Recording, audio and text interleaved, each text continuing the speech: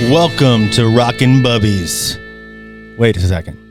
We got Abaddon in the building. What's up? What's up, Abaddon? What's up, man? What's going on? How we doing? Good. Hold on a second. And we got, well, who's over there? First off, what fucking state are we in?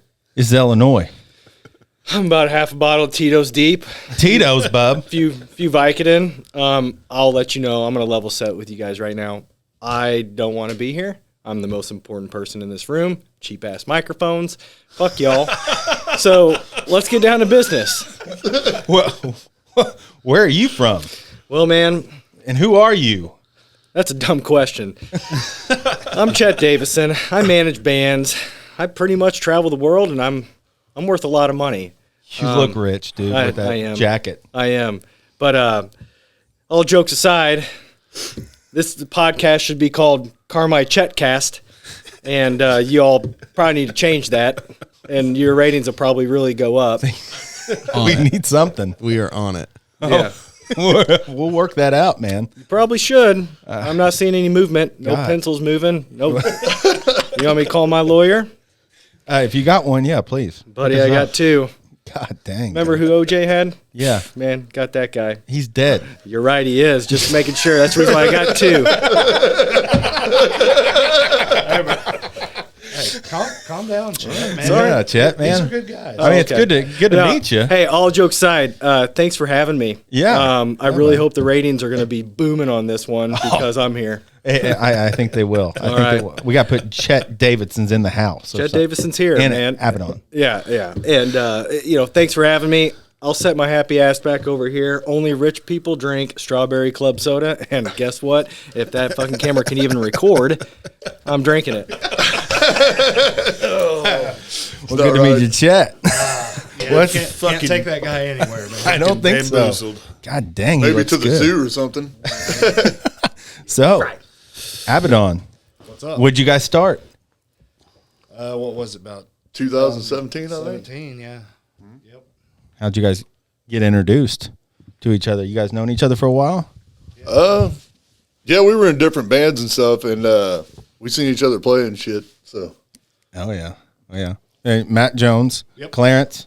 What's up? You still go by Clarence today? Clarence Kellerman. Kellerman. Kellerman. And Matt Lennon, you know that fuck I guy. am, man. I'm the one who curses all the time and makes the Lord very nervous. Every time. not on this podcast, bro. You got us in there. That's right. And we got Skylar in the back too. What up? Yeah, man. So you guys just got done. You guys been since 2017 doing your thing. Yep. Yeah, we were in a couple local metal bands, so we knew each other, played some shows together. I was in From This Day Forward. And I was in some kind of chaos. some kind of chaos. And we played we played several shows together and everything. So, like, you can just go ahead and, like, tell you Mainly at basically- Mountain Mayhem that happens in Mount Vernon every year. We seen each other play. Like I seen him in From This Day Forward and stuff, and my band was playing there. I helped run that show with Brian Chop Bernard, and I seen those guys play, and we were kind of iffy, in the old band. And I was like, man, I need them guitar players. So that's kind of how it happened. You scooped them up. Yep, what you got pretty there. much. So did LDD, did he start off playing with you cats at first? No. No. Basically, Clarence contacted me and he's like, "Hey man, I want to do this metal band and everything." And I was like, "Man,"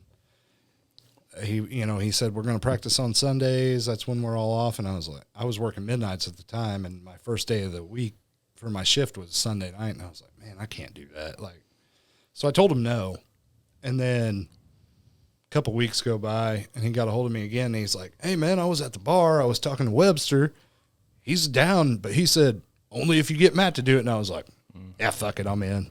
Let's do it." That's what happened. Because at that point I was like, well, at least then I know I have somewhere in Mount Vernon I can crash if I get drunk or something, Oh, yeah. whatever's going on.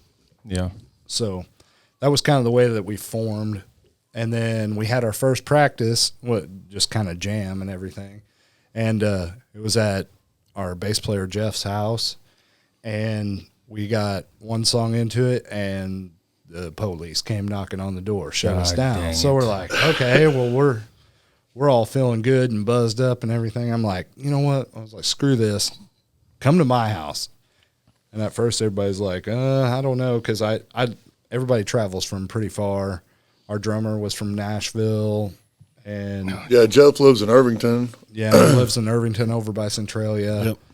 And, Webster, he's from Mount Vernon. So it was like, that's a long haul for everybody to do it. But we just we worked it out and we tried it a few times and we were like, yeah, we got to keep this going because it just sounds good. So Do you guys get together quite often? Usually every Sunday. That is pretty impressive. That's except for like the last year, like yeah. once all the COVID stuff, we kind of took a break and then we got back together and got ready and did a show last summer, the Mountain Mayhem that we do, like he was saying, every year.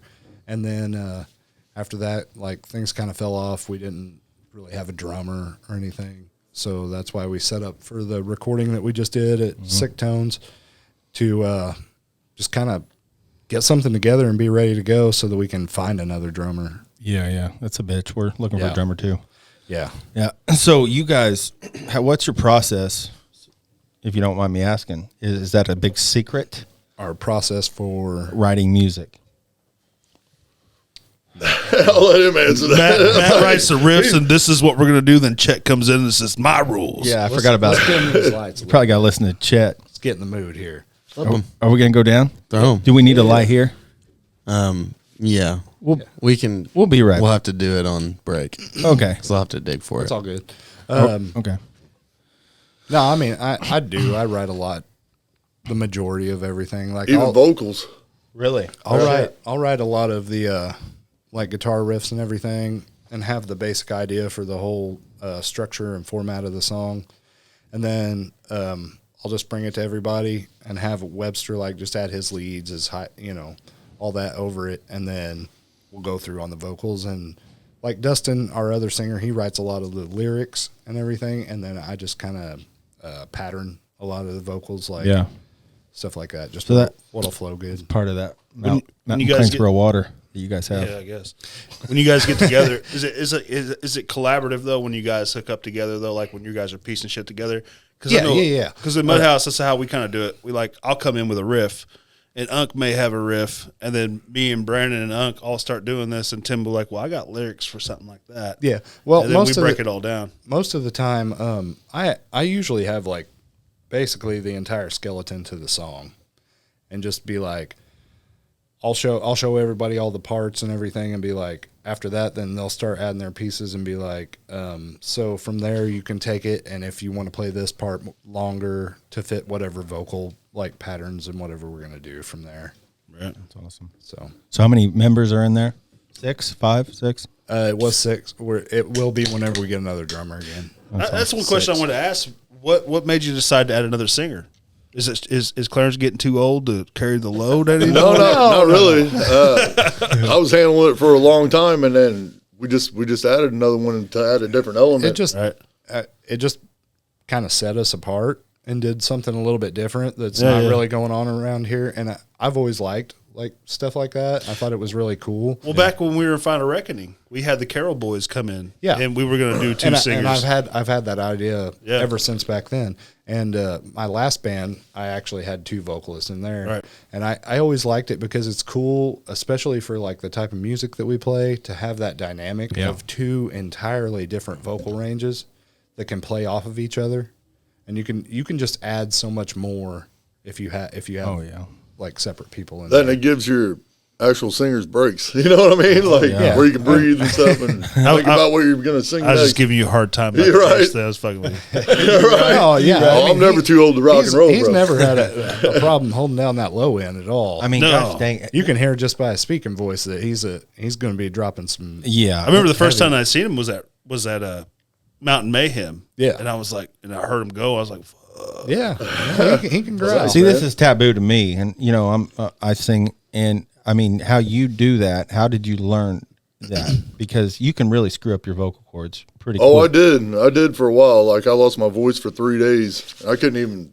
squeak or nothing when I first started. But pissing Chet off now. actually, like back in the day, He didn't take none of that Chet vocal spray. right.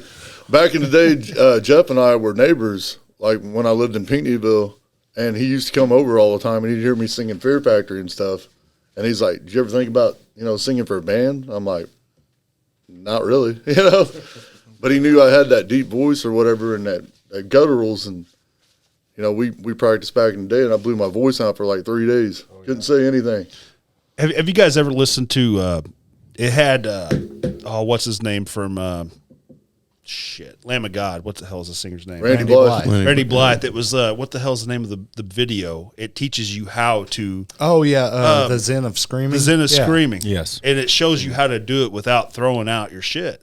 And I always thought that was super cool. It is really cool because they do it all on piano, and they teach you how to hit all. Yeah, those how different... you put the pencil over in between your teeth, and you sing under the pencil, like Garrett Burton. Like when he got on that, when him and Justin Branch and Joe and Tim Laswell were doing their thing, when he watched that video, you can literally tell a huge difference in the way he just got after it. Yeah, and he was always pretty decent. And then after he did that, and he watched that video and got in, and it showed him how to like protect his vocal cords and be able to get that, I can't remember.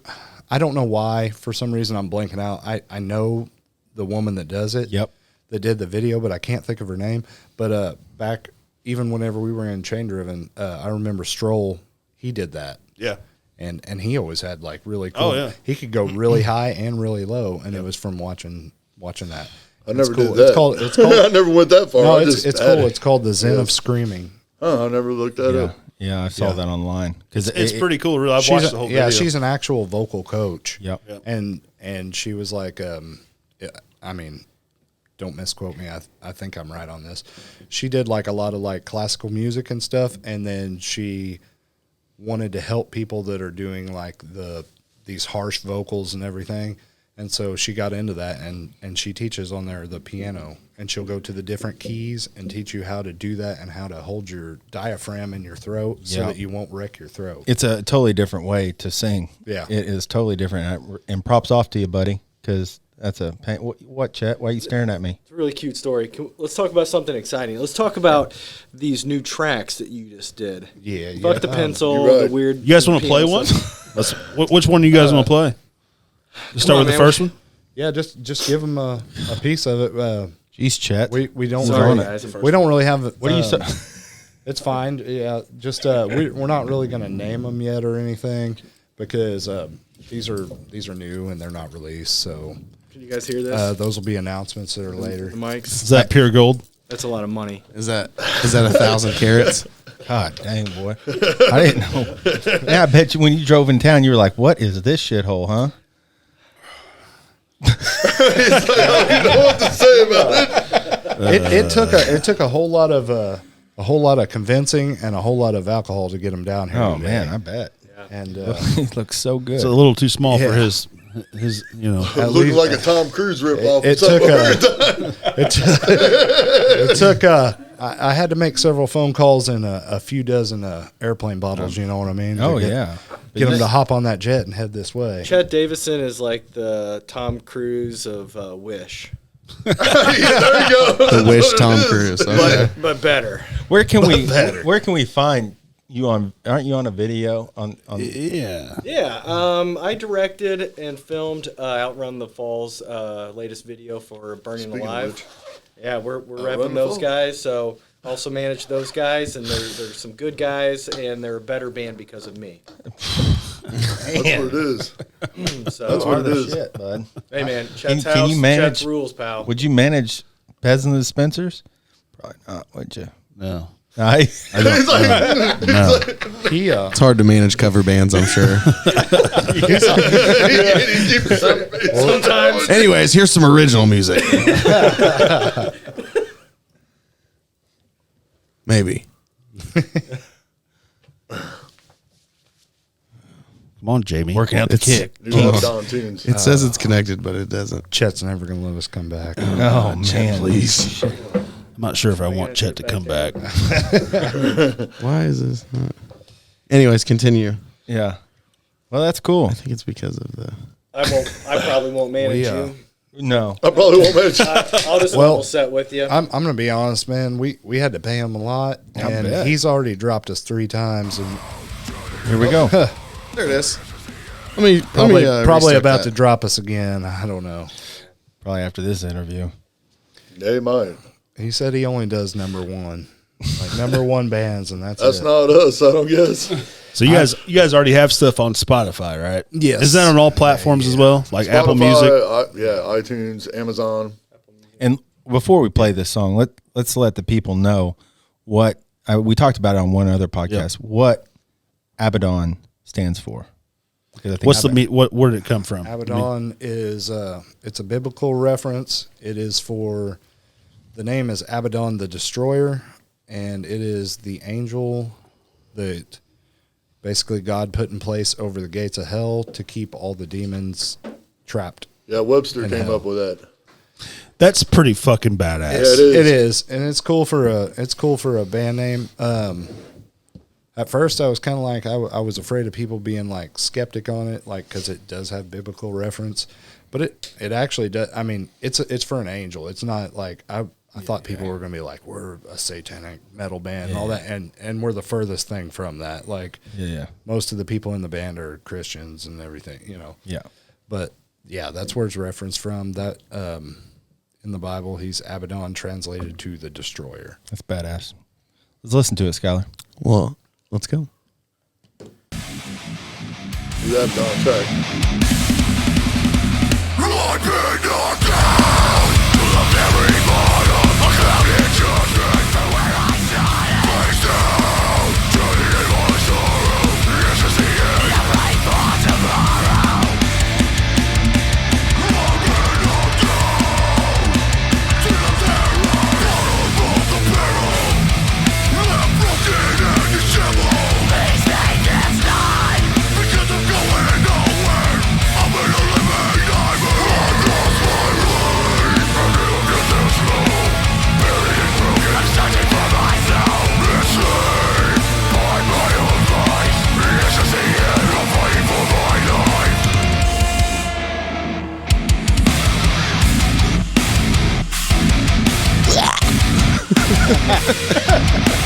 Yeah, it was an awesome experience doing this.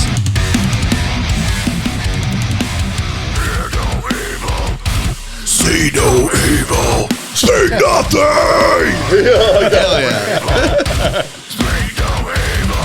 Yeah, well, hopefully these songs won't take too long to get out. A lot of the stuff it takes. You have to plan things out with iTunes and Spotify and all these networks, and a lot of them, like you want to go through the podcast or like the I said podcast. Sorry, you want to go through the playlist channels and everything to try to get as many views as listens as possible. And to do that, they're on like 6-week rollouts. So sometimes you'll want to do like why bands will put out like albums and you'll hear singles for a long time before the album comes out. Months. That's why, because usually they're on 6-week rollouts. So like in order for us to just do 3 songs, if we want to roll them all out, that's several months. Oh, wow. That it takes just to No to shit. do that. Where'd you learn all this stuff at?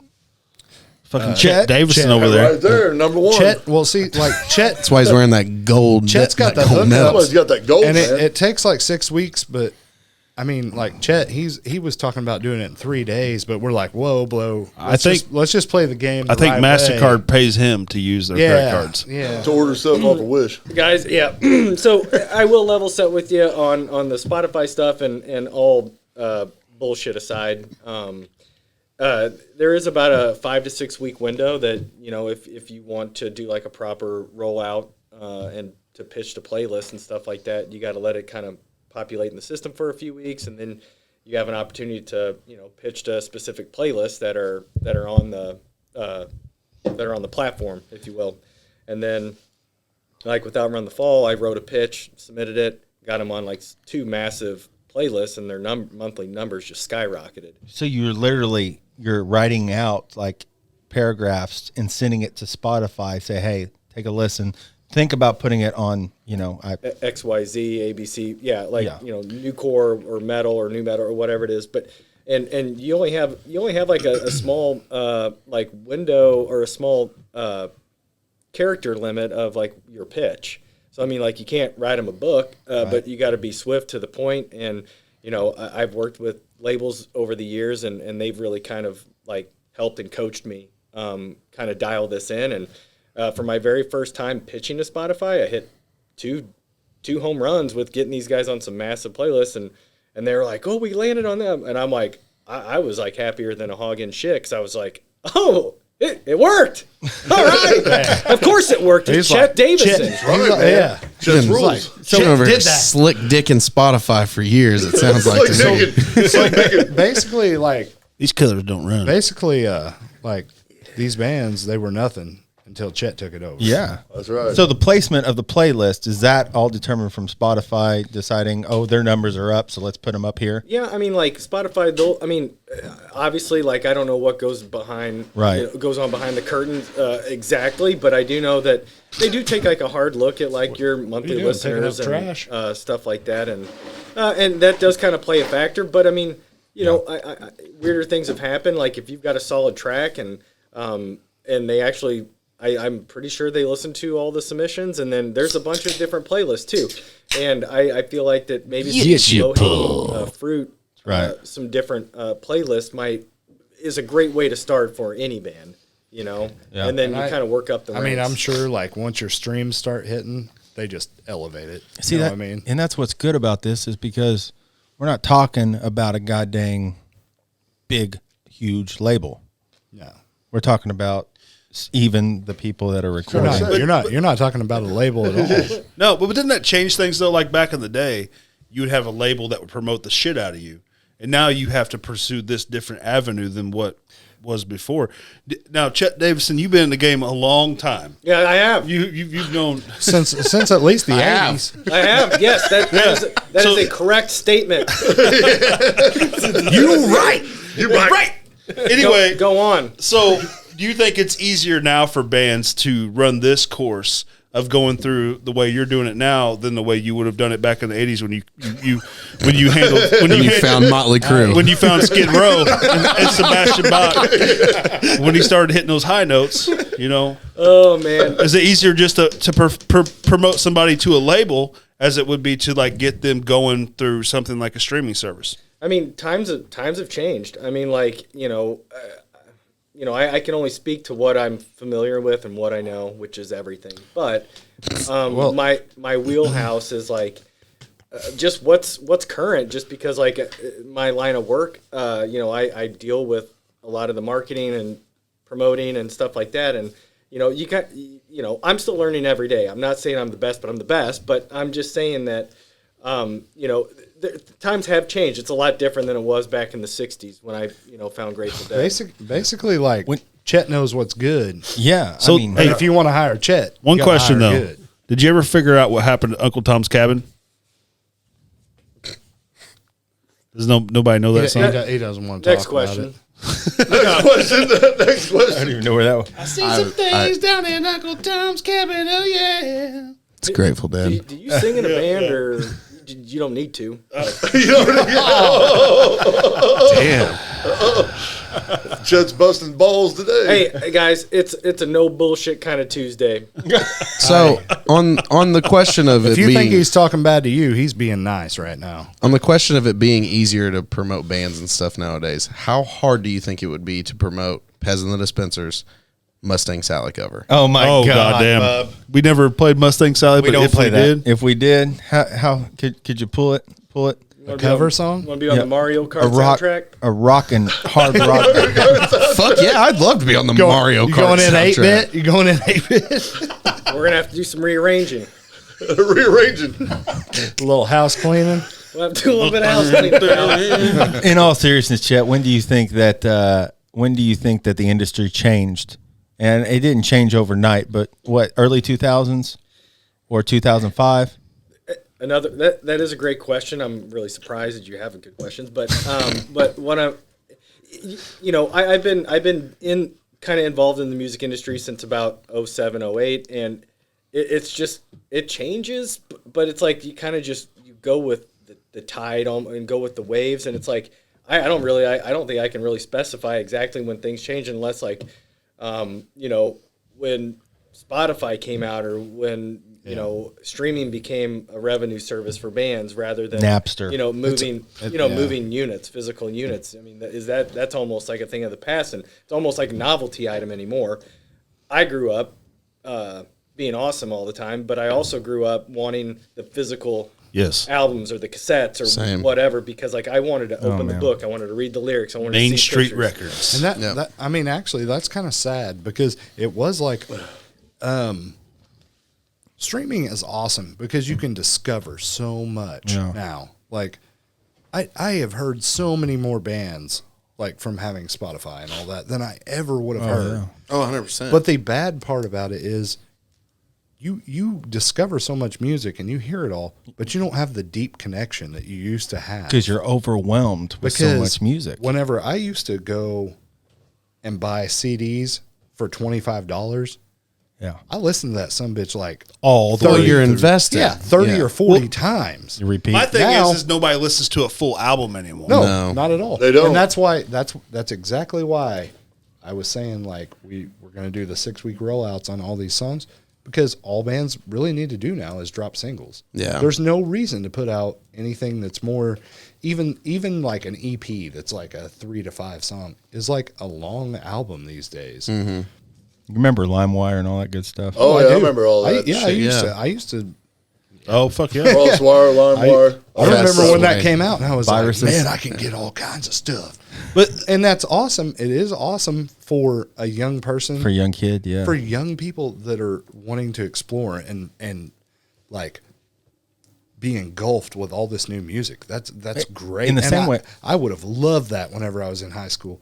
But at the same time, it also kind of kills the music industry because you don't have those deep connections. Nobody is like, Pantera, that's my band, you know. Oh, yeah.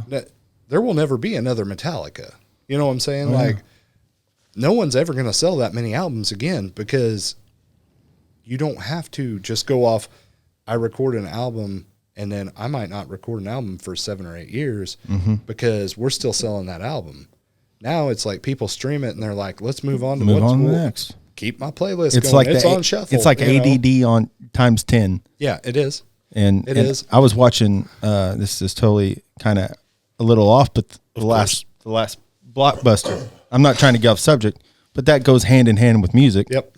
I mean, just like our world changed, we don't get physical things. It's basically the music industry has become great for the consumer and terrible for the artist. yeah, Is the way that I feel about it. it has. That's true. Well, then with the ruined it. streaming, like on Pandora and stuff like that, you hear a bunch of different bands and stuff that you would never discover. You know what I mean? Yeah, That that's is what I'm saying. nice. That's what I'm saying. It's great for the consumer, but it's just terrible for the artist now. Yeah. And that's why I'm saying you'll never see it like a Metallica or anything like that again, because the only real money they can make now is off of live performance.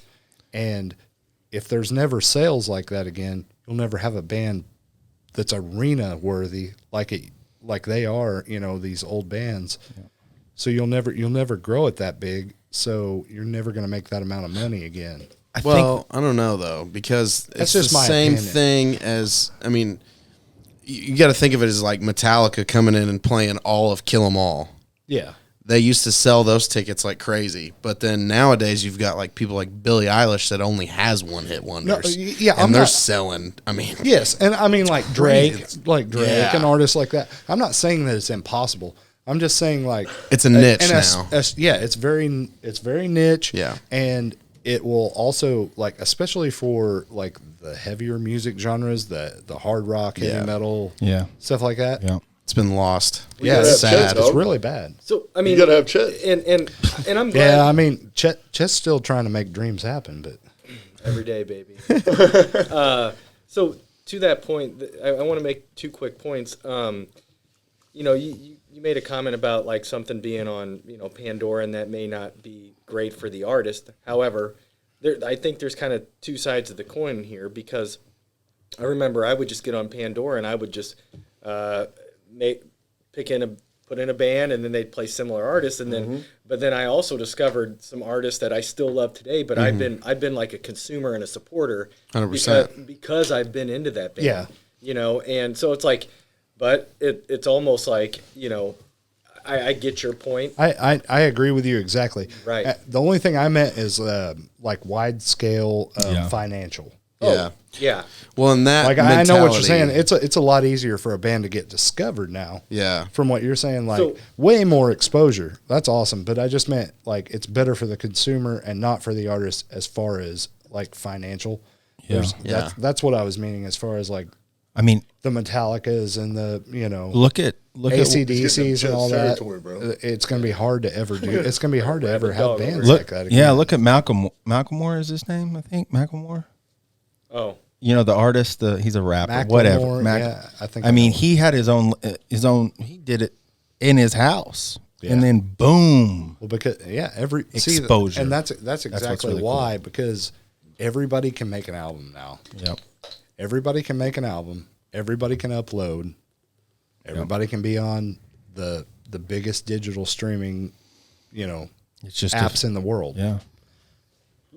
We can do it today. We can do it tomorrow. There's no problem with that. You don't have to have these big record companies financially supporting you. And if I think right, Macklemore didn't have Chet Davidson either. And look how big yeah. he got, It's like winning the lottery. He got lucky. Yeah. Well, usually Chet's one of the last promoters around that actually puts out anything gold. I know. That's right. I've OD'd 250 times, but here I am. You got me on that one. That's the only reason we keep paying them. Have you ever watched The Dirt on Netflix? Oh, shit, yeah. That's basically Yeah. Chet's life. There's shit. Yeah. That's basically Chet's That's life. why I said that he found Motley Crue. That was the first thing I thought of with that jacket. Was that So, movie, The Dirt? Fast times and loud music. How much for the jacket? Guys, That ain't no goodwill Worth buy. some gold, bro. More, how much more, is this more building than worth? more than Not your, enough. Hey, more than your yearly salary. I guarantee. guys, I want to add something, but so I design apparel because I do everything and I do it really well. But one thing I do incredibly well is apparel. But I've been asked to, let's just say I got asked to design some Juice World stuff, right? Right. So I'm designing for him, or his management and everything like that, and it gets in Hot Topic and Spencer's. But then I get a request to like, hey, do you want to design for Polo G? And I'm like, I've never heard of this guy. Let me check him out on Spotify. Okay, well, it's kind of crazy webs that artists and the industry weaves because like Polo G was featured on one or two of Juice WRLD's tracks. And I'm like, oh, okay, well, that makes sense. So I designed for Polo G, and then it goes, hey, do you want to design for Trippie Redd? And I'm like, oh, okay, so figure out who that guy is. And then, oh, he guest appeared on Polo G and Juice WRLD's And he did a tracks. track with Chino as well. Exactly. That was His latest album he produced with Travis Barker, and he's got Chino from the Deftones on there. So what I'm trying to say is Really? like it's insane. Like these artists on Spotify are doing all these collabs, and Machine Gun Kelly's doing collabs with Trippie Redd and stuff like that. And it's like everyone is basically supporting everybody, Each other. and that is like the definition of cross pollination, buddy. And it's like if these guys landed a track and they had like, let's just say Caleb from Beartooth guest vocal on there, well that'll get them some traction from those fans. Well, we kind of already did kind of cross pollinate a little bit with the wrestling thing that we did. Yeah, exactly. And you That was guys, you cool. guys can speak to that. But I mean, like that's a prime example of like, trying to do some collaborations with people and Yep. so go. It's happening a lot lately. And buddy, like, it's like to me, I feel like that's how you really start kind of blanketing Yeah. things, and getting in front of just more people. Yep. What did you have to say about what's the rest? Oh, about the we did a song for Riser. the actual champion now of Stride Pro Wrestling. Yeah, listen to that. It's That's on it's a Spotify. group. Yeah, it's a group out of Carbondale, and they're a independent wrestling promotion. They go all around Southern Illinois and everything. Okay, cool. And we sponsored a wrestler and did one of their entrance songs. Who's the wrestler? Riser. His name's Riser. Awesome. And He's champion right now, actually. it's awesome. It was a great relationship, and the guy that runs it, Tyler Hatton, he's a cool dude, and he he wrestles actually on Ohio Valley Wrestling TV down in Louisville, Kentucky, and he used one of our songs for his entrance.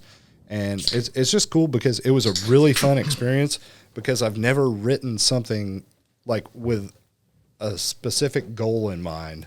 Like, okay, I have to write something that sounds cool for a dude to come in with, and then I have to write lyrics that would be like some kind of champion dude fighting. And it was cool. Like we did the whole thing. It tested you a little bit. Yeah, and it did, and it actually came out really, it was awesome. Whenever they had like the Black Diamond Harley Davidson thing or whatever, there was like 600 people there.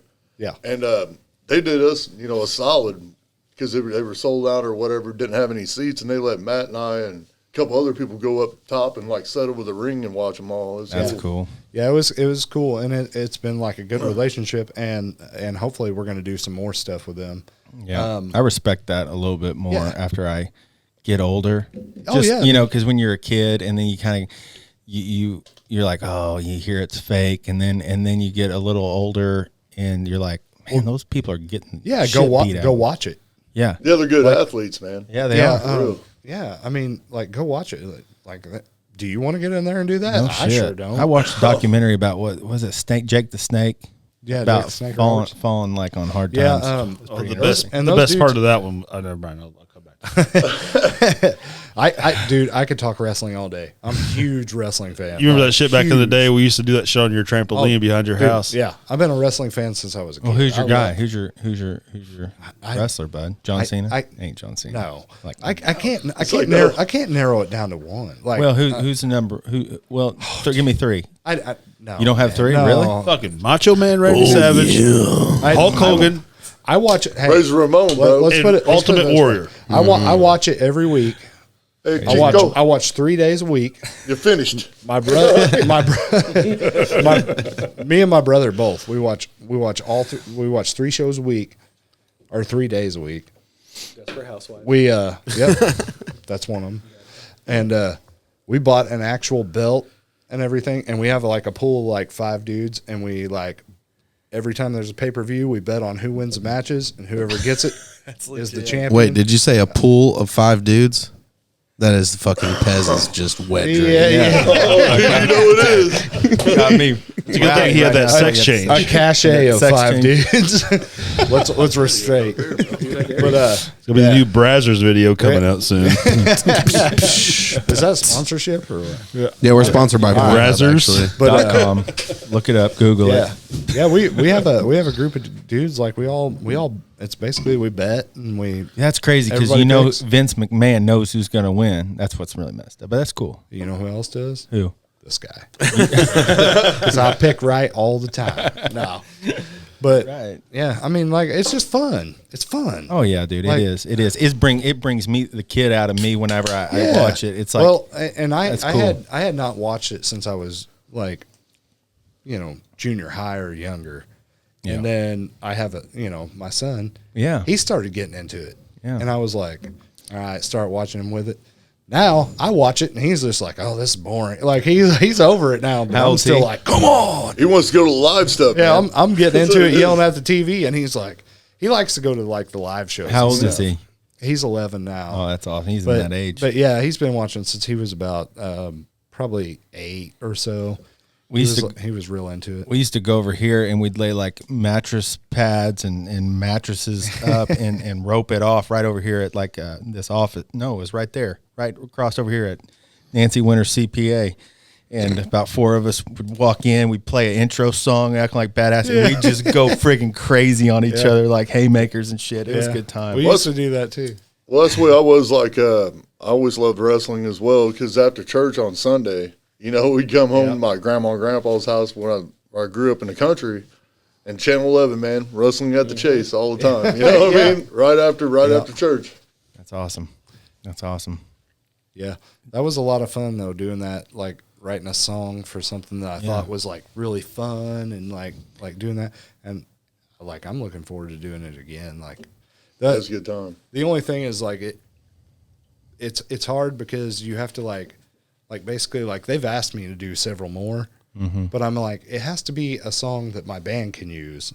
Right. Because if I'm going to pay to like record it and do all Exactly. this, like that's my investment, not yours. So it, like that song ended up being like, that's one of our set songs. So like there's been like 4 or 5 other guys that are in that have asked me to do songs, and I'm like, I would gladly do that, but I have to wait till something like I can think of fits. Yeah. To go with your character that also fits like something that I would do for my band. Exactly. Yeah. Well, that and whenever we did play live and stuff at PK's, one of the wrestlers actually showed up and was checking it out. Yeah, That's cool. See, I envy you guys a lot because I struggle with writing. It's like it either comes to me in like 5-10 minutes, and I do a full song, and it comes very rarely. It's usually love songs, but I mean, I envy Matt too. I mean, with Mudhouse and you guys, creating, it's pretty impressive. we're basically the same. They're just hate songs instead of love songs. Well, actually, I don't even write a whole lot of like lyrics for stuff, really. Yeah. Like I just have the timing for stuff. I've always been that way. Like Jeff, my bass player, is my best friend, and no matter where I go, he goes with me, and that's the way we always were. Yeah. I don't know what it is. Crazy. Yeah. You got something to add, Chet? I think Chet writes all the songs. Yeah, he does. I think that's what He'll make you famous. Chet has to approve Chet will make you all the famous. songs. Yeah. Clarence is awesome because he's like, it's like he's the vehicle. Like you work with them on the lyrics because Matt and Jeff and whatnot, they contributed to a lot of like kind of the patterns and stuff like that, and so did Dustin.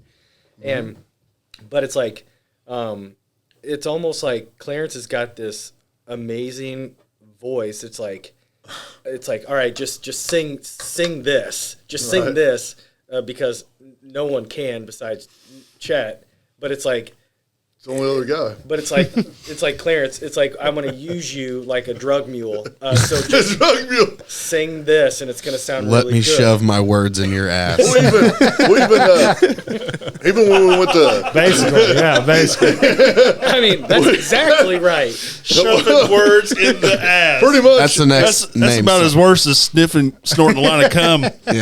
Back at it, dude. Last podcast. I heard But that. even at that, like I have pretty good memory on stuff. I don't know what it is. It's weird, but I'm trying to think of what I was going to say here. I might have lost now, but I think that's a new song name for you guys. Shove my words in your ass. oh, Say yeah. it to my ass. Say it through my ass. So Speaking to my ass. you don't struggle with remembering lyrics? Not a whole lot. No, not really. That's awesome, man. I'm pretty good at like picking up on stuff pretty quick. That's great. Yeah, Kudos to you. Clarence Kudos. He picks stuff up, and he's got a great cadence. And I shot some video when they were down in the studio, and it was I need to cut it together because when I was videotaping, I was a little under the influence, and I just came across him the other day. Well, even whenever we when we went to Sick Tone Studios with Jack C. Daniels, he's like, "Man, you got that voice on you." He already knew, and then it was just like my stuff was like really quick.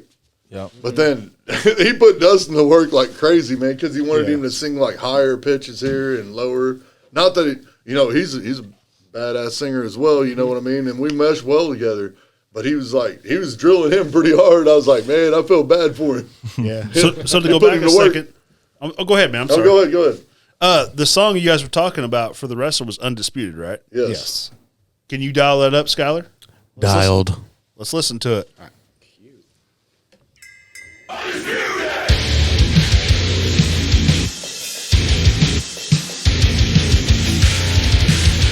And this is before we had Dustin in the band. Yeah, So it's all me on here.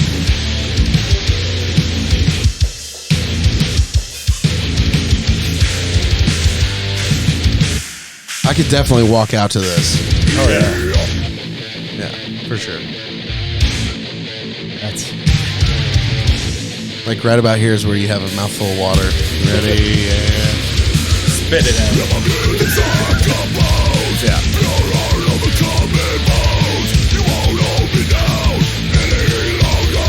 It was definitely a fun time making that song for that wrestler.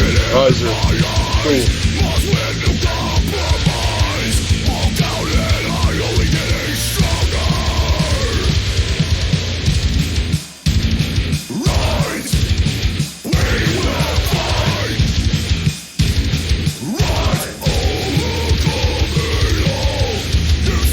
boy. God damn, Chet, you did good on this one. It's all because of Chet, man. Thank you. Thank you very much. What, he's got that bling bling. That's perfect. So Jones wrote the lyrics to this part? Jones wrote the lyrics and the guitar parts, everything for this song. He wrote all the lyrics for this. I feel like we're about to get into a dirty, nasty breakdown for some reason. Yeah. I'm going to give somebody a stone cold stunner out. Yeah. And you can tell a huge difference with your guys' new stuff. Like, it's completely... Yeah, this is amateur hour. Yeah. It was awesome. Any wrestlers that are out there that want me to do song, let me know. Thank you, dog. That's why I pay you the big bucks. Well, he's got that we might have to get bling, we might have to get a hold of Lowell Mitchell. No, that just cost me $35 right there. Yeah, I swear to God. It probably did. I need your I swear to job. God, it then. did. No, I swear. You think I'm kidding? $35 a crack. It's great, man. That's what it is. He's got that bling. I've listened to all the stuff on Spotify, but like, I got a sneak peek into some of your guys' stuff. Yeah. And it's a new level. Oh, It is completely different. And one thing I really enjoyed about the new stuff that you guys got going on is this is pretty much straightforward. With the old stuff, it's just pound your ass like Pez likes to do and get with the program. But like the way you guys layered the guitars with Webster underneath it, and you guys had that melodic part underneath it. That was the difference. And on the one side where you guys were doing the walk up, and that's what really caught my attention because it wasn't on like any of the stuff you guys have ever done before, like dance, and you guys brought it up and got real high with it, and then got real nasty. I really, really enjoyed that because that was completely different. That was a big part of the difference in going in and recording with someone that you walk in and you're like, okay, we got these songs, and dude records it and does a great job. Guys, my friend Kyle, he's awesome. Yeah. Kyle Bissell, Drift Loud. Good dude. He's awesome. Yeah, if you want to go there and cut a song, he's cheap, he's good, he's great. Well, what I like about it is but that was the difference in going to like something like, a studio that will put out your song and put out a good quality product. You had somebody produce it. Going to exactly. a studio where there's a music producer. Yeah. Extremely clear. Yeah. And not only that, Jack took it to a different level and sent him off to get mastered by the same dude that did Whitechapel and Carnifex. His name John Douglas. John Douglas, yeah. And he does, I mean, he's done every music genre, Whitechapel, Carnifex, Fall Out Boy. Hell yeah. All different kinds of music. And it was awesome. Like, he was cheap. It just seems like you he guys got it back to us in 2 days and done. It seems like you guys just hit a different gear. Which I mean, like, I'm sure, like, with the mastering and stuff, he probably doesn't even listen to the songs. You know what I mean? Just brings the volume. He just sees where the peaks are and everything. Condenses checks the decibels. Checks the decibel range, condenses it down to what it needs to be, then compresses it, maximizes it, and hits you back with the track. So which is fine. That's what we hired him for. When are we going to see you guys out? Like, when is the world going to open up? Exactly. I mean, Mount Mayhem for sure, August 28th in Mount Vernon. I help run that, so we're definitely playing that. You guys going to do like a release party or anything like that? You guys should. I know. What are you going to do right now? You can do it here, and we can live stream it. Yeah, I mean that's exactly. I mean, like something. If like it's okay with Chet, cool, but it's like hard. We'll have to remove the tabletops. Yeah, I mean that's fine. Like really, our management keeps us under thumb. So yeah, that's what it is. Yeah. We had our first. It's Chet's house and Chet's rules. You know what I mean? Yeah, and you got to abide by Chet's rules. Yeah. That's right. I don't know. I mean, there are options that we're gonna eventually explore. Like, we were just super jacked that we finally got the Masters back, and we were like, yeah, like They're fucking good. yeah, and I'm very proud of these guys because, I'm just really happy they got to go to someone that could kind of massage some ideas out of them, and even like Matt had some riffs and ideas that was gonna be kind of like structures of some songs, but it's almost like Jack kind of extracted different things out of Matt, and then we kind of developed like a a different song altogether. And it's just like working with like that type of kind of production I think is really key for, these guys. I went in there with the basis of like 2.5 songs. And everything that I had for all those songs got used, but all the songs came out completely different than Way Isn't that different. amazing? Way different. which I take that back. One of the songs, our first release, Force Fed, that's going to be out before very long. We're going to release that soon. It was basically just like a re-record of one of our older songs with we did do a few changes, but we're going to release that pretty early just to kind of get something out there because we haven't done anything in a while. Yeah. Because the last year really screwed everything up. Right. So you're saying when you go in the recording studio, But the other don't expect the other 2 songs, yeah, if you work with a producer, the other 2 songs, like what I had, the 1.5 songs, like all the riffs that I thought were like cool, this goes into this goes into this. He was like, "Oh yeah, those are all cool, but now let's do it this way," and like rearrange it. And he's like, "We're gonna add a riff here. We're gonna do this." By the time I got out, it was like 2 completely different songs. So, I mean that was like the best musical experience I've ever had, as far as like creating anything. You mean it was better than going to DNS Records? A lot better, yeah. Well, Jack was so cool, man. Like he, we went out and ate every night and stuff. We stayed up there at in Cape Girardeau where his studio is, and we'd go out and eat with him every night and hang out. He was just a real down to earth guy. Killer guitar player. Plays for War of Ages. Really good dude. And actually, he plays for Hope for the Dying back in the day He too. did. He did. I've seen that band as well. And it was weird because we go into the studio. I'm like, I'm intimidated already. I'm like, we're playing with this dude that's like in a professional band, tours all these countries and all that. That's comfortable though. And so, like, yeah, I'm nervous whenever I get there. And whenever I get there, he's just joking around, having a few drinks. Like, he's cool, man. I'm like, oh, dude, this dude's awesome, Hey, like, not as nervous as Dustin. Yeah, nothing to be. Yeah. Did you But guys get his fucking nothing- Crustables nothing and to his be- dinosaur nuggets Yeah, ready for yeah, him? yeah. We'll get to that. We'll get to that here in a few minutes. But anyway, so I'm nervous at first, and then I'm like, okay, this dude's cool, so it should be like kind of smooth and everything. And then I get in there, and like I'm like doing some guitar tracks and everything, and dude's awesome, man, and he's like way better guitar player than I am, and so like he'd be like, okay, that's awesome, blah blah blah, and take it, and he's like, what if you did this, like nail something, and I'm like, yeah, you're gonna have to give me about 5 on that, Yeah. Let me do that about Yeah, 30, he 30 put you times. to work too, man. Yeah. Well, the and reason the why I first brought up. night- Go ahead. Sorry. I'm sorry. The first night I just go in there, I lay down scratch guitar tracks, and I'm like, I just tell them, I'm like, okay, this tempo, this many BPM, this is, and I lay down the basics of what I have. The next day I go in, he's like, all right, man, we're going to do this, but we're going to add this and then this. And so then I'm playing the guitar tracks, and he'd be like, let me show you this. And he would do something, and then I'd be like, all right. I'd go over it a few times and like learn it, do that and everything.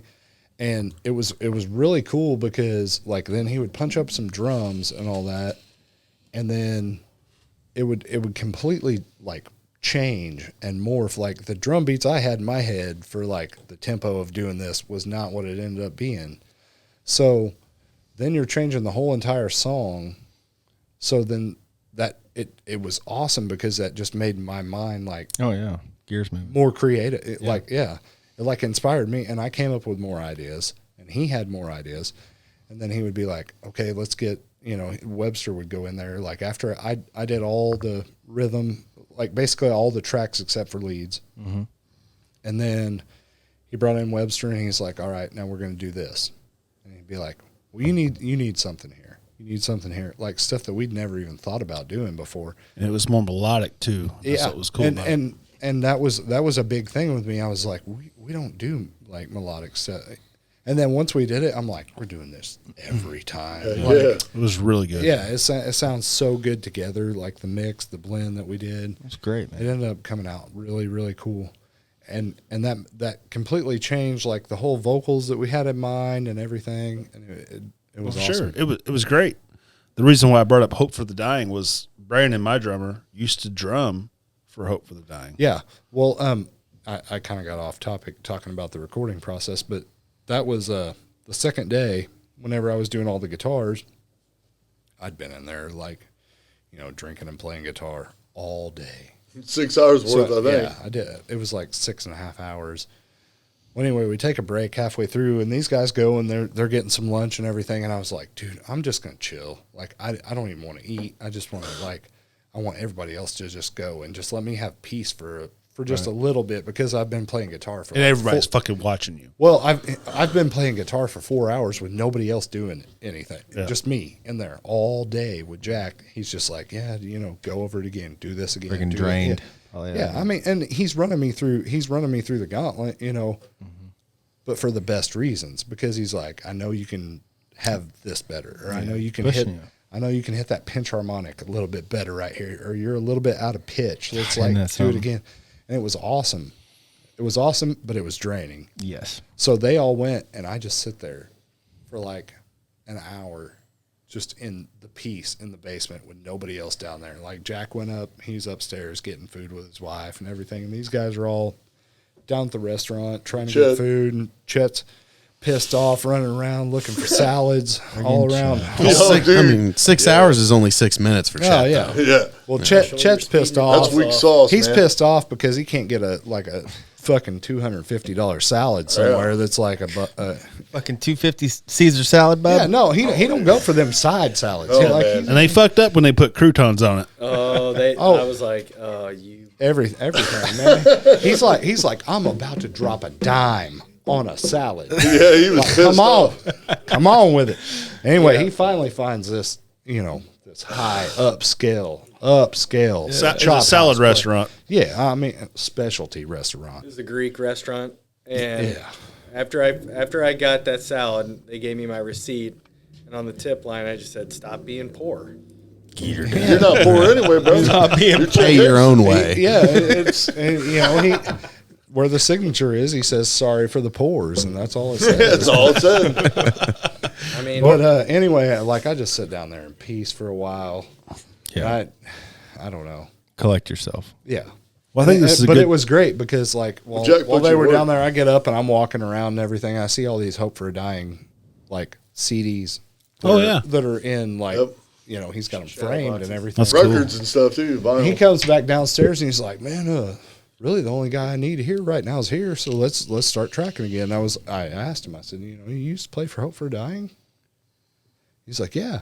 I was like, man, I remember I played with you. Like, Chain Driven played with them at Muggsy McGuire's. Oh yeah.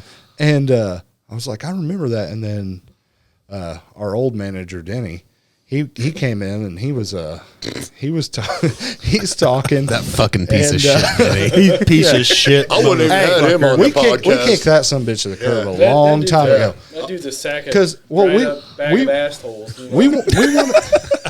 I mean, he's an all right guy, but we wanted to go to the top. You know what I'm saying? So You gotta get Jack. You gotta get He was too busy making shirts for Led Zeppelin. We need to that's fucking. what it was. We need somebody Yeah, that's I doing mean, focusing. He was a clown. he's so busy in the design world. We're like, it's time to go to Chet's house. There you go. Yeah, Chet's rules. So anyway, that was a sidebar. Like, I need to get back on topic.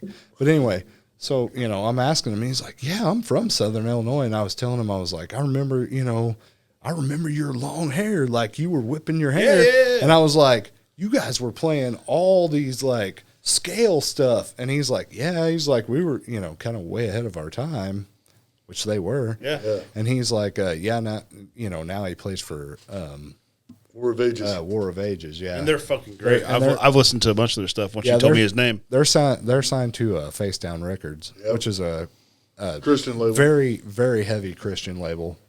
And, That's awesome. they tour all over the world and everything. What was the name of that record label? Face down. down. Face Down Records. And they're Christian? Yes. Yeah, they Well, Hope for the Dying was a Christian band. It yeah, was. Hope for a Dying was too.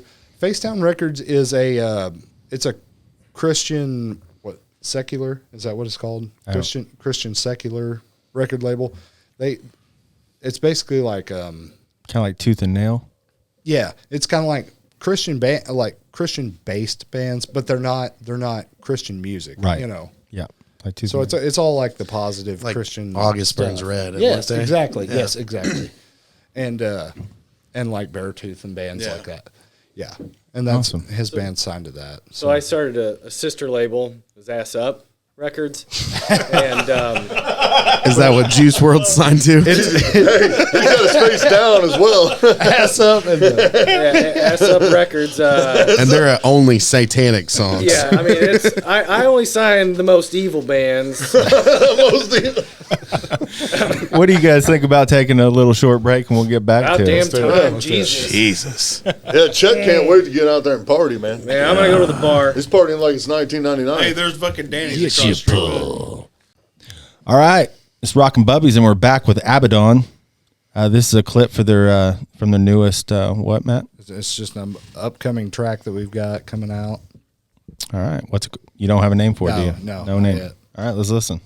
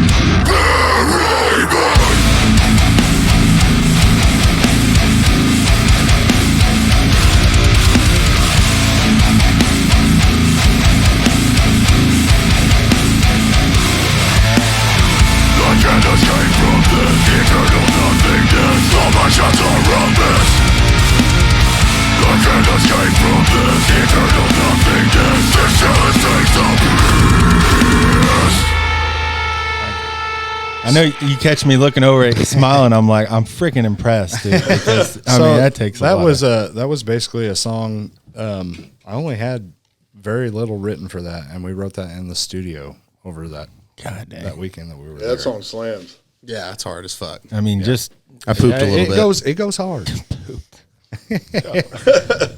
I mean, it does, and you're freaking the vocals, man. That's what gets me. I mean, I think I respect that big time because you're pushing it. Well, I'm taking that, with a grain of salt for sure, bro. Well, I mean, dude. I bet. Do your veins pop out when you go like that? No, not really. I'm so used to it. Yeah. You don't pull Yep. nothing, do you? No, actually, it's pretty natural for me anymore. That's awesome, man. That's great. Yeah, we're lucky, man. We not only do we have one good vocalist, we have two really good vocalists. Yeah. Yeah. So, what have you guys been up to other than music? Drinking beer. Cold beer. Drinking. So you live in Drinking. Clarence. You live where? I live in Mount Vernon right now.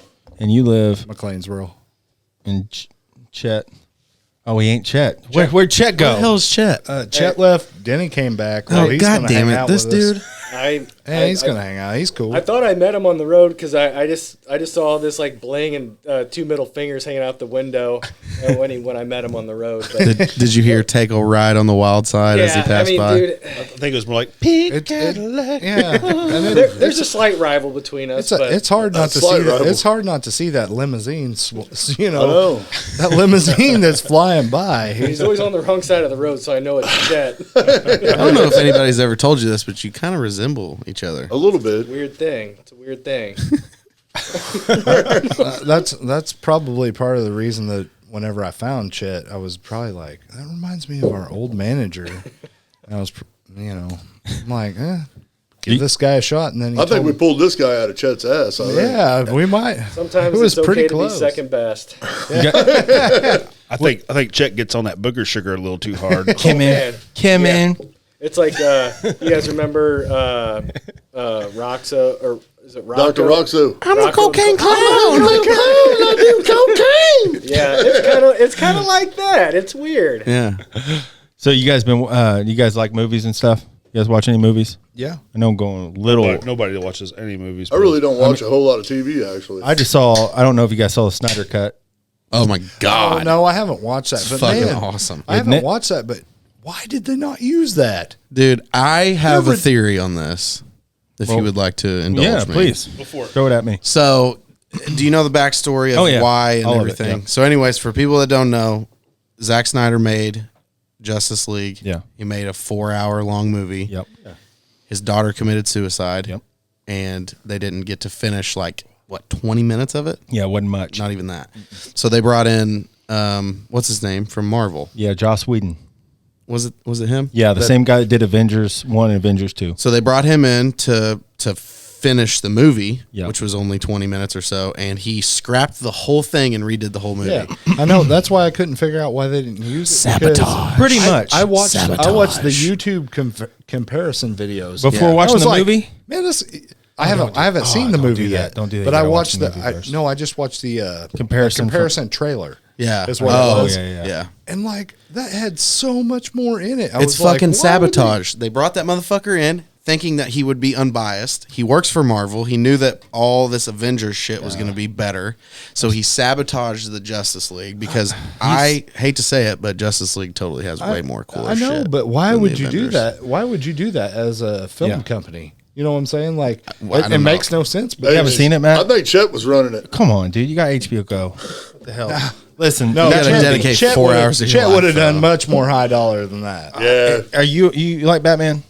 Guys, I'll be straight up honest. I don't know what the frick you're talking about. I don't either really. Guys, I don't watch movies. A little bit. I love Jaws and Halloween and Freddy Krueger and God. shit like that. But I don't really watch movies. I called Doug, my brother-in-law.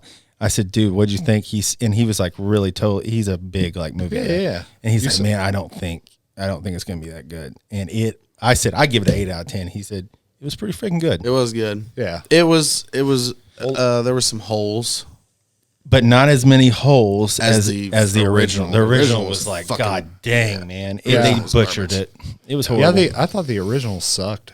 Yeah, it was bad. It sucked. It was bad. I turned it off 75% of the way Yeah. through the first one. This one I watched the whole 4 hours, and I watched it late at night, and I actually stayed up and watched it. I'm not even big on that. Like, I watch horror movies, horror and thrillers. Yeah. Basically all I watch. But every once in a I while like I'll horror watch that. movies, too. And I like Horror movies? Horror movies are great. horror movies. Yeah. Horror, sorry. Different Oh, yeah. I watch those YouTube videos, or not YouTube, but you know what I'm saying. What's the latest one you saw that was pretty good? Anal Maniacs. Backdoor Sluts 10. That was dude, all right. Really good. That was all right. But yeah, I don't really watch a whole lot of the superhero movies. No, I I'm don't- I talking don't about get horror, into it. horror. Yeah, I hear you. horror Horror movies? movies as far as horror. What was it that I watched the other night? The Owners. Yeah. It's a movie on Hulu. I watched. It's Hulu's got a shit ton. Yeah, dude. I mean, there's so many, and I just got HBO Max the other day, so I'm about ready to binge on stuff. I'm on telling all you, that HBO stuff. Max is just amazing. Well, I know. I started digging back into The Sopranos. I'd only watched the first season, so Look up that's the number 1 rated TV show of all time. Really? Yeah. You're gonna hate Yeah. the ending. Sopranos? Yeah. We talked about I've not that watched before. it either. So I had Ending only sucks. I had only seen the first season, and I started digging back into it. Okay. I just got it over the weekend. I was like, man, When you this take is a break, good shit. we talked about it last podcast. When you take a break, watch The Jinx. I'm telling you, Jinx. The Jinx. Watch tonight. Well, it's a 6-parter. I ain't watching nothing tonight, bro. Well, it's a documentary, but it's good. Yeah. You have to remember that The Jinx. The Jinx. It's good. Okay. Yeah. It's real good. It's a true story. You'll have to write it down or message me or something. Yeah, I'll send you. But yeah, The Gabagool. It's a documentary. documentary about. I looked. What was it? Okay, yeah. I talked on about Doug's it. podcast. Yeah. Okay, yeah. Yeah. I heard that. Okay. Really, really Okay. tasty. Yeah, I'll check that out. And makes you like, what the hell? Is that the one about the killer? Yeah. Okay, yeah. Yeah. I'm into that. Oh yeah. Yep. Hey, you should ask them the question you always ask everybody. Yeah. Okay. What is your biggest? What is it, Matt? Your guilty pleasure. Your guilty, Guilty pleasure. pleasure. Matt looks like he's Musical. like, what's up with you, Matt? Your You look like you're musical. tired, about to I'm fall letting you asleep. guys talk. Fuck It's like, I can't get it. I can't get a word in. boy. shit. Come on. What's your guilty pleasure music wise? Okay. And this is actually I'll let him go first because Please. I answered last time, but I'm gonna come up with something different. okay. Be honest. Like music wise? yeah. Yeah, away on, from please. everything that you always listen to, something that is completely off the wall that nobody would think you would listen Could to. be Backstreet Boys, Hanson. You know Well, I'm whatever. not listening to that shit. But I do like some hip hop and like rap, probably like Snoop Dogg, Doggy Style, and stuff like that. I like that Good shit. man. Well, yeah, that's I badass listen, shit. I listen to stuff like that. But. I mean, like Beastie Boys, or I mean, maybe not Beastie Boys, but I mean, Like what's the lowest a you good go? a good example was mine was Sinead O'Connor. Well, I mean, my you know, some of my family were like, Something that you get in the shower and maybe cry and masturbate to. In whatever order you want. Anything and everything. no, that's the Pornhub, dog. But anyways, no, like stuff that people wouldn't think I would listen to. I mean, my grandpa like sing gospel music and stuff in church, and my dad was a country singer. He wasn't, to me he was, you know what I mean? Like I'd hear him sing stuff. So I sing a couple country songs and stuff like that for my mom and dad, like The Dance by Garth Brooks and Neon Moon from my. Oh, that is the greatest song ever made, I think. But that's honestly. probably about as far as I go with like, that or hip hop stuff. Yeah. I can't think of anything else. Really, Last time I was on here, I said Adele because I love. Yeah, I love know female how much, vocalists. yeah. I do. Yeah, I love female vocalists. So completely flipped off that. Another person that I love, David Allan Coe. Yeah. Rebel meets Rebel. Yeah, I mean, I just love the old, stripped down country artist. I've seen him 4 times live. I love it. Oh, no shit. Yeah. Yep. Yeah. It's awesome. Me and Matt were in the garage. This is totally off subject, and we were drinking cold beers yesterday. Yep. Remember, I told you a story about where we were talking about. You were talking about masturbation or something like that. Somebody said masturbation. I don't made me talk think about it. that kind of thing. So I was told Matt this last night. So, when you're a kid, you have your I was a kid. Okay. I was 11, probably 11, 12. I was 27. This gets a little X-rated. I was 27. Matt's like, you're going to hang it up. But my parents got this like Gateway 2000. We're talking about the cow box. I don't know if you remember any of that, but it was like a long time ago. And they got brand new computer, brand new printer. Oh, yeah. Big this big. And it costs a lot of money for ink, right? So I would be on there drinking my little sodies, right? And I'll be, clicking around and looking up www.whitehouse.com. Whatever you could find. And I printed out. Oh, I'm gonna print that out for later, So I print that sucker out. A goddamn paper. The picture was like this big, the size of the paper. Oh, yeah. Uh-oh. It was wrinkly as shit, right? It looked Saturated. He had it saturated afterwards. Dripping sweat the whole time. Dripping sweat, man. And I'm like thinking to myself, oh shit, all right, I can get away with it. So I set it down, and I'm drinking like, Sun-Kissed or something as a kid would do. And I set it right there and it bled. The ink bled, right? A few days pass. My dad knocks on the door and he's like, I'm like, what, Dad? He's like, why is my ink all gone? You know how much this ink costs, son? I'm like, Dad, I'm sorry. I haven't been doing that. What are you talking about? What are you doing? And he goes under my bed, pulls out like a Blink-182 folder. I think I had a Blink-182 folder. You think you did? I know I did. Okay. Opens it up. No, you know what happened? He was printing out some spank bank material. That's what it was. That's what it was. To the punch. So there was a ring, not a ring on this paper, but just a blob. And my dad opens this up and says, look, this is all my goddamn ink. We friggin' printing out these nudes. I knew it. I called it. And I'm like, I'm sorry, Dad, I'm sorry. And he pulls up the picture that was wrinkled and it has a little stain on it. And I know what that is too, son. God damn it. I called it. I knew where this shit was going. That's awesome. Good times, man. I don't know why I thought that. He said good time. It was good times, man. So He's probably gonna hear speaking of stains, I texted Tyler earlier this week because everybody knows I drive a truck and shit. And when I like to go through Mount Vernon, Illinois, I like to turn on the fucking radio and listen to these motherfuckers go crazy. Oh, man. What is it, like real-time talk with truckers? I plan on starting a segment about having truckers call in and talk about their real problems. Oh, man. But one thing I want to do with this show Trucker is like for 5 minutes tell a story. Either I've heard or somebody else has told me or I've experienced myself.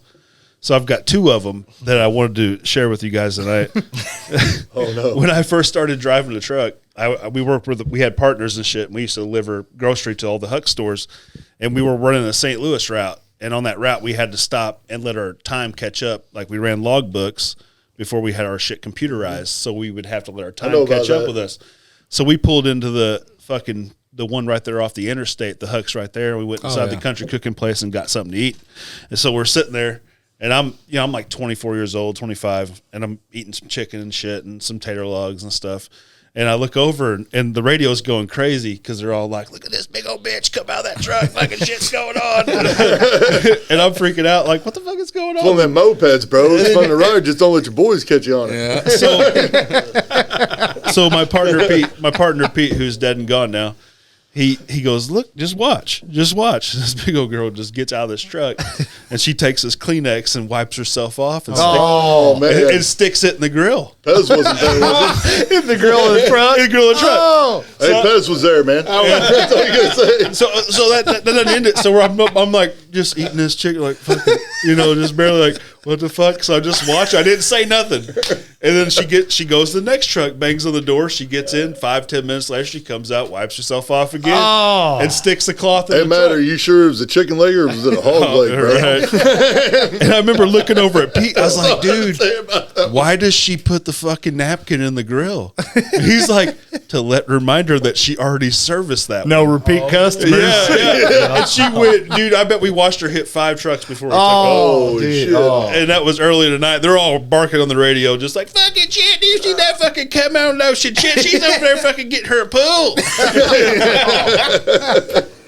Yes, you pull. And the second story I have is like, the rules of the road. The road's tough. I'm guessing. You get on the road. The road. Come now, way it's the- in a grill, bro. That's the way of the road. It's the way of the road. You don't mess ever, with the guy in the chair. If you ever watch Trailer Park Boys. Oh, I love Trailer Park Boys. It's the way of the road. So one night, we had a bad ice storm. I was in Jacksonville, Illinois, just north of Springfield. And like I said, I had a partner, and he drove the whole day, and I drove the rest of the night. And I left Jacksonville, and right before we got to Springfield, it's solid ice. Fucking just treacherous. And we're not stopping. There's not 2 beds in that motherfucker, and I'm not cuddling with his ass. He's like 55, and he looks like Kenny Rogers. And, Welcome to Jackass. yeah, I'm serious, man. So we're rolling, and we got our big swigs from the store, and we drinking them and shit. And I pulled off. I got off at Lebanon, stopped, and it was so slick. As soon as I touched the ground, I slipped, fell, busted my ass, and had to hold on the truck. And I pissed on the side of the road, and I got back in. I was like, I'm not stopping again. I'm not stopping until I make it to fucking Carmi. So Pete had finished his drink in the other cup holder, and we're rolling, and I get almost to like Bell Rive, whatever it is, and I'm fucking about to bust. So I push the seat as far back as I go, lift it up, tilt it up. I'm only going like 35 because it's so slick. Yeah. And I grab that cup and I piss in it. I mean, I filled the motherfucker up, like tilting it down, peeing. I ain't got enough room. And I didn't think nothing about it, so I stuck it back in the cup holder. Until we got back, and we fucking got back to Carmi and parked the truck, and he gets out of the bunk, and he's sleeping and shit, and he gets up there, and he's always grouchy as fuck. He's like, hey, you could woke me up a little goddamn earlier, motherfucker. Like that. I was like, whatever, dude. And so I'm filling out paperwork, and he grabs that cup out of the cup holder. No. No. Oh my! Oh, dude, that's like off Cheech and Chong's next movie, man. When Cheech shakes a drink to that piss, man, after he fucking puts his face in that soap bag. I swear to God, I swear to God, he sat there. He sat back for a minute and he drank it again. Oh no! Fuck out of He here. just fucking sprays it all over the deck. It's fucking your goddamn piss, you son of a bitch! And that's exactly how he said it. You fucking tell anybody, I'll kill you. I swear to God, I'll kill you. Which and you just told the whole world. Oh, he's dead now. Yeah. Oh, he's dead now. Well, that's great. It's okay to talk about it. You man. can say it from the mountaintops. No, the now. motherfucker. Thanks like, for ruining my punchline, bro. Yeah. Well, I told you he was dead in the last story. He done passed and gone. But I man, didn't that know it was was the same fucking dude. crazy. So, like, I have a term for you guys, and I want you guys to try to figure out what this trucker term means. Trucker terms with Matt Lennon. I might be in on this. All right? Motion lotion. Ocean lotion. Motion lotion. Motion lotion. I think we all have a pretty good. I know guess, what but my I got a motion feeling lotion it's would be. wrong. I mean, I know what the term on the streets is. Yeah. You got this is strictly. It's like their own language. Grease? Motion lotion. No. Motion lotion. Fuel? All right. I'm Hit thinking us. more like What is jerkins it? or something. They Jerky. got to get some fuel. Okay, go get some motion lotion. Oh, Okay, there's a Kodak with a Kojak. Kodak. Oh, no, there's a Kojak with a Kodak. Okay, cop. Kojak with a Kodak. Yeah. Am I wrong? Surveillance camera. There's a bear with a radar. Oh, okay. I knew it had to be something with like. That's what I said. I picture called or it. Hey, something. I said cop. Yeah. There you go. They got their own goddamn. Evil Knievel. Evil Knievel. speeder coming I feel up. like you say this all the time, stuff like this. Reckless driver. I don't know. Nope. You got I one, have no Claire? idea. It's a cop on a motorcycle. Oh, okay. Oh, yeah. Okay. Chicken coop. Chicken coop. Oh yeah, That's you a told girl me that- this one. That's the way That's a station. girl. The way station. Way station. Yeah. That's all. I got more, but I'm gonna save more for I was next time. thinking that was a girl that could get pregnant easy because she's got a lot of eggs in her. Chicken heads. That's what I'm thinking. She's got a lot of Chicken eggs in her. Oh, there's a real good one. She's Hold on. fertile. That's some funny shit. Oh yeah, I remember you telling me that one. I got a story about spraying piss on somebody. Oh no, here we go. But I didn't want to. I don't Oh want to no, interrupt you. No, you're good. I'm done. I was just trying to kill some dead space.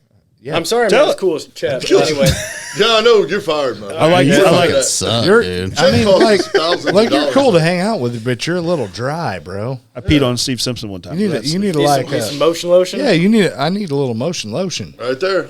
I was in a band and we had a string of shows and we were coming back down from Rockford up past Chicago. And anyway, our drummer, he got obliterated that night at the bar, and because we had just like free drinks all night and we're traveling, and I'm like, I have a few drinks and I'm just like, man, I gotta pee like every 10 minutes, you know? So I started filling up like his old like styrofoam cup that he got at the gas station, and anyway, he's asleep in the back, the next row of seats in the back. Anyway, I filled that styrofoam cup up, and I'm like, okay, I've got to just, you know, we're on the interstate. My brother's just like cruising 80, 85, and I'm like, I'm just gonna have to just get it out of the window. Well, anyway, I slipped, and the whole thing just came back into the van and just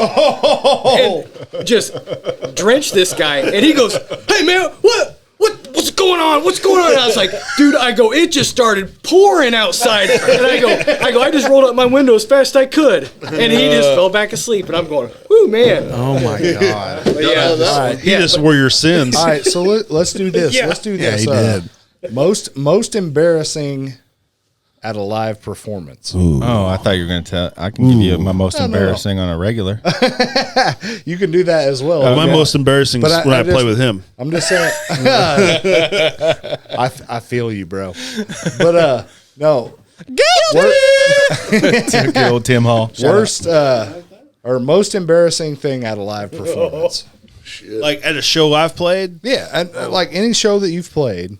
of ourselves, right? Yeah, any show that This you've played. this motherfucker got so Personally, drunk one time that he turned off the. I don't believe the that. I don't believe speakers. he's ever been drunk. No, he turned off the front speakers. That's not really that embarrassing. We was playing like this shithole place, and I got an embarrassing story. That's You're all like, I got. shit, I've been drunk everywhere we ever been, boy. So I was I wake up drunk. I was I was probably 24, 23 maybe, and I was drunk. I had a house party at my house. Right on. A lot of people, and it started ending at the night, and this girl I was really interested in, there was somebody sleeping in my bedroom, and so I'm like, okay, we're going to crash in my sister's bedroom. Sorry, Macy, if you're listening to this. We didn't do nothing. We didn't do nothing, honestly. but you wanted to. We Here didn't. with the old You Pez wanted to. Peter. Oh yeah, but I was too drunk. I was done. So I pass out, and I'm like waking up in the morning. The sun's coming up, and I roll over and I look over at her, and That's she your looks sister. she looks at me. At the girl or at your sister? At the girl. Okay. My sister's gone. They Okay. went camping, I'm just making sure. and I'm like, uh-oh. I was so drunk. I pissed myself in this bed, and I had pissed on her. And she looked at me, was like, I looked at her. I said, I think I pissed on you.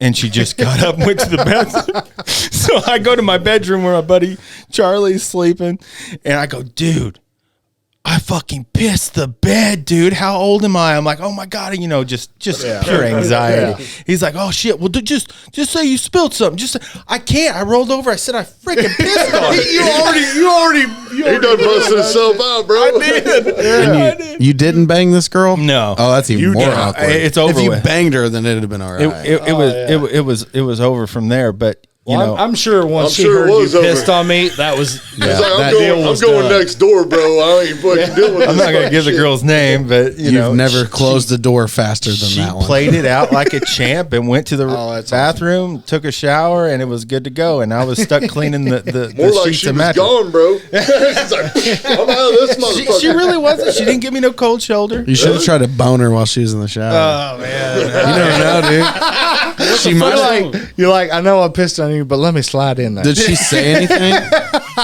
Did she say anything? Like she said- just got up and walked away. she said, okay. Dude, you She know- said okay. Oh, Dude, dude, she you know totally what went to happened? the shower to get off by herself. She liked it. Hey, you know She what liked happened? it and you she missed got in the an shower and then opportunity. Pez got in there with her and pissed on her leg again. Yeah. That's what happened in the shower, dude. Oh, a jellyfish. Ouch! Pee on my jellyfish wound, please. Channeling his inner R. Kelly. Yeah, you should have been like, I had a dream. Close Killed it. by a jellyfish. Maybe I wasn't. I was 24. trying to save your life. I had to be 21, man. I was a young cat. I was a young. Close cat. your eyes. Let me see your face so I can piss on you. Drip, drip, drip. Drip, drip, drip. Matt, what R. do you Kelly. got? Let me braid your hair. Yeah, what's yours, Matt? Yeah. What's your How about you just do? Oh. You must have an embarrassing story at a show. You know what he does? Yeah, he wouldn't ask the question if he didn't. No, I mean, I really didn't have one in mind. I just was trying to think of something cool. Probably one embarrassing thing I did. It's not. I have a story like that, but I think I kind of told it before on a different podcast I did. God. So I'll do this one. Okay. How many podcasts this dude do? Yeah, we man, played- a big deal. Whenever we played He's impotent. SIMC 2, Yeah. or no, SIMC 3. Was it 3? Yeah, 2 was good. 3, not so good. They moved us too far back. That too long to drink for youngins. He's like 18. And yeah, underage and drinking for a long time. And remember, I got me and Joe Samsonite, Yeah. got fucking super drunk drinking R&R all day long. yeah. I remember And that. we're up there playing. We're in the middle of a set. Change room's just freaking slamming. We think we are anyway. Right. We're up there just like slamming, and Chilo comes up there. He's like, Chilo, hell yeah. Oh, I know what you're Chilo, gonna say. Chilo comes up there and he's like, he's all dressed up Like Hitler. like a Nazi. Like Hitler, yeah. And he's like, I had a dream last night. He's like, I had a dream last night. And it was of Hitler, but he was at a garage sale. And so we called him Chitler from there. But he's over there going, yard sale, yard sale. And so he's getting into it, jamming out, big time. He comes up and he hits me, getting into it. Oh yeah. Knocks me back. I fall into Steve's drums. Yeah. Chord comes unplugged. I play the entire song, not even knowing I'm not plugged in. I'm just jamming the fuck out, like I mean throwing down. And then the whole time it's just going over Hey, the that's entire happened before, song. bro. That's happened before when you unplugged yourself. No, but this was for a solid like 3 minutes without Holy me knowing. shit. I'm just like, yeah, people's getting into it, and they're all going, kind of. White noise. I think Frail played that gig. Probably. I think you guys were there for that one too. Probably. That was the same show. Like every show we ever played at Metal Show, Play Slayer, and we broke out Seasons of the Abyss. That Oh, yeah, night. yeah. And we did River Runs Red. I mean, really, it wasn't that bad of a show, but it was just that one little section yeah. And then that everybody's was looking at you. not good. Chilo still used to talk about that shit Yeah. when we were jamming together. He would like, I pissed Jones off, man. I jumped on his back and he fucking Yeah. fell through the Steve's Well, drums. I mean, I fell through the drums, and then I got up, and then he jumped on me and everything. And the whole time, I don't know, I'm unplugged. Like, I ain't even plugged in. And there's just feedback coming from my amp the whole time. Like, you know that shit was cranking just as loud as you play, bro. But the way that people were acting, I was like, man, we're slamming tonight. I'm just up there like thinking we're having a great show, but it was not. you Milli Vanilli that not. shit. It was- That's what happened. Yeah, no, it was not good. And then especially on seeing it back later, it was like, oh, Dude, one of the funnest times remember playing over in Concord at the house. We did the house party, and Joe couldn't make it. Concord. No, it was like Blankenship's house. They're Oh, off the Carmine, Epworth. yeah. Remember, it was just this house party we played The inside. one you were talking about on the last podcast. Yeah, they broke your fucking input jack out of it. Not mine. That was Dylan Ramey's. Dylan Ramey's. Yeah. Yeah. But I remember the next day we wake up and these motherfuckers moshed so hard we played our set twice. Yeah. And Stroll had to stand behind the drums because these motherfuckers were going so crazy. And me and Matt, like the next practice we put our guitars out of the case and there was fucking blood speckled all on the front of our guitar from these guys throwing down. We were watching that podcast earlier and we were talking about it, and I was like correcting him on like the things. I could tell you were drunk because I was like, he ain't remembering this. He ain't remembering this. There was probably parts I left out for sure. I was telling him about it. That was awesome, though. Yeah, it was one of the coolest It was things. freaking awesome. It was fun as hell. Because they kept, like, we had to play with our backs to it. I told him, like, people were moshing into us, and I was telling Clarence, I'm like, you know, that was really awesome for, like, the 19, 20-year-old me. Yeah. If that was now, I'd be pissed off. That's because you got more expensive gear, bro. Well, not even just that. It's just like, I don't want nobody to touch me now. Like, I had a girl fall in front of me on a stage. She, I'm not even going. Well, Merc. That's all I'm gonna say. Diana. She friggin' just like flat She likes out to party. ate it. She does like to party. She does like to party. She fell flat. Yeah, piss, whoa, and bam. I'm like, whoa, god dang. So what about you, Hey, Clarence? me? What's the most embarrassing thing you've ever done Oh God. on stage or whatever? Yeah, what's the most embarrassing? Just go. What most embarrassing thing you ever done? How about that? The most drunk time I could tell you. I really haven't had a whole lot of embarrassing stuff. Like I lost my voice like one time when I was singing because I was singing all day about Mayhem, and then we like covered some Roots Buddy Roots by Sepultura and some kind of chaos, and I lost my voice. Well, no, that was at Pops actually. I was drunk as shit there, but I can tell you a really good drunk story. A really Go good for one. it. But Yeah. not to get off subject, but drinking water is key, isn't it? Yeah, I don't ever drink water. Never mind. I don't ever drink. Go ahead with your story. His colors clearly don't run. They don't past. run. Come in. No, water don't work for me. we ain't in the same music genre. Yeah, that's true. But like probably the most like I don't really have a lot of embarrassing stuff, I don't guess. But probably one of the best drunk stories I've had is my old band Some Kind of Chaos. We were playing we opened up for Fun Gone Wrong at Arizona Joe's. Yeah. This is when I first started dating my girlfriend and shit, and I had an old like 2001 Ranger. And we were jamming and shit, 2-wheel drive.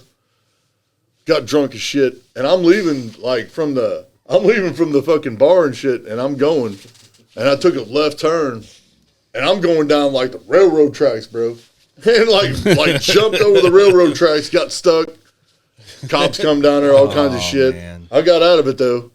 Tell you. Yeah. But the train was coming. Yeah, like this was at like the switch station, you know what I mean? Like and this fucking locomotive like fired up like right in front of my truck. I'm like, I'm gonna die. You know, my truck's gonna be demolished. And they had to come out there and tow it and all kinds of shit, but I got out of it. I mean, I'm gonna tell myself here, you know, but I was 3 sheets to the wind.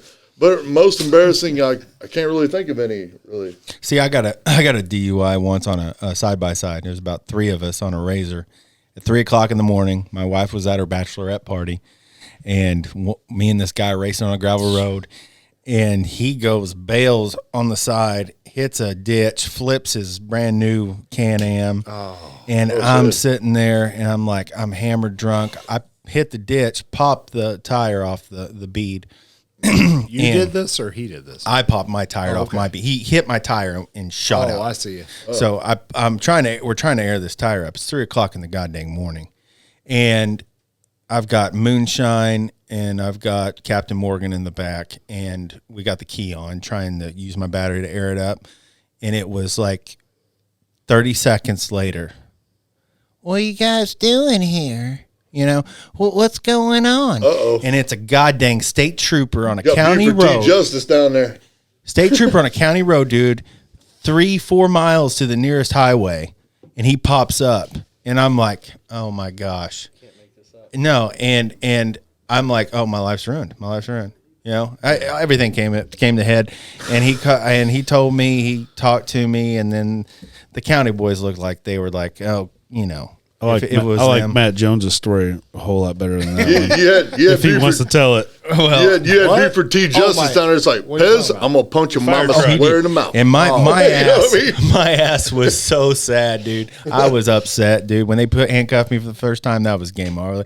Like, you know, I was upset, dude. I was, you know, Believe it or I not, know. I've never been arrested. I got Me neither. that's awesome. Never have. What do you got? Been in Jones? You wanna cuffs, share it? but never been actually I never even detained. been in cuffs. Come on, man. what my DUI story. Yeah, if you got one, what upset me about it was I had to tell everybody. No, You know- yeah, I mean, I'm not proud of my DUI No, story. my parents heard it. My Hey, Jeff grandparents would be. heard it on That's WRUF. over here like, tell the story. You don't have to. It's You not don't. something You I'm don't. proud about. No, it was. But Yeah, How it happened was- I hit a fire truck. Oh shit, dude! not the big red engine. It was a truck owned Hit a by the fire fire truck, station. dude. but it was like the next day, like the sun was up. Okay, I got super hammered drunk over here in Carmi, Illinois. This is a bad place to be. I hate this fucking town. Yep, they'll get you. They'll get you. My friend Chris Adams used to live over here. Yep. Yeah. And I came over here to the punk house, Yeah. hammered, freaking drunk. I was so drunk, I'm like, man, bro, I can't drive. And he's like, okay, I'll drive you home. Cool. He drives me home. His girlfriend, Melissa, at the time, she follows him, picks him up, everything. Well, the next day, the girl I'm seeing, it's her birthday.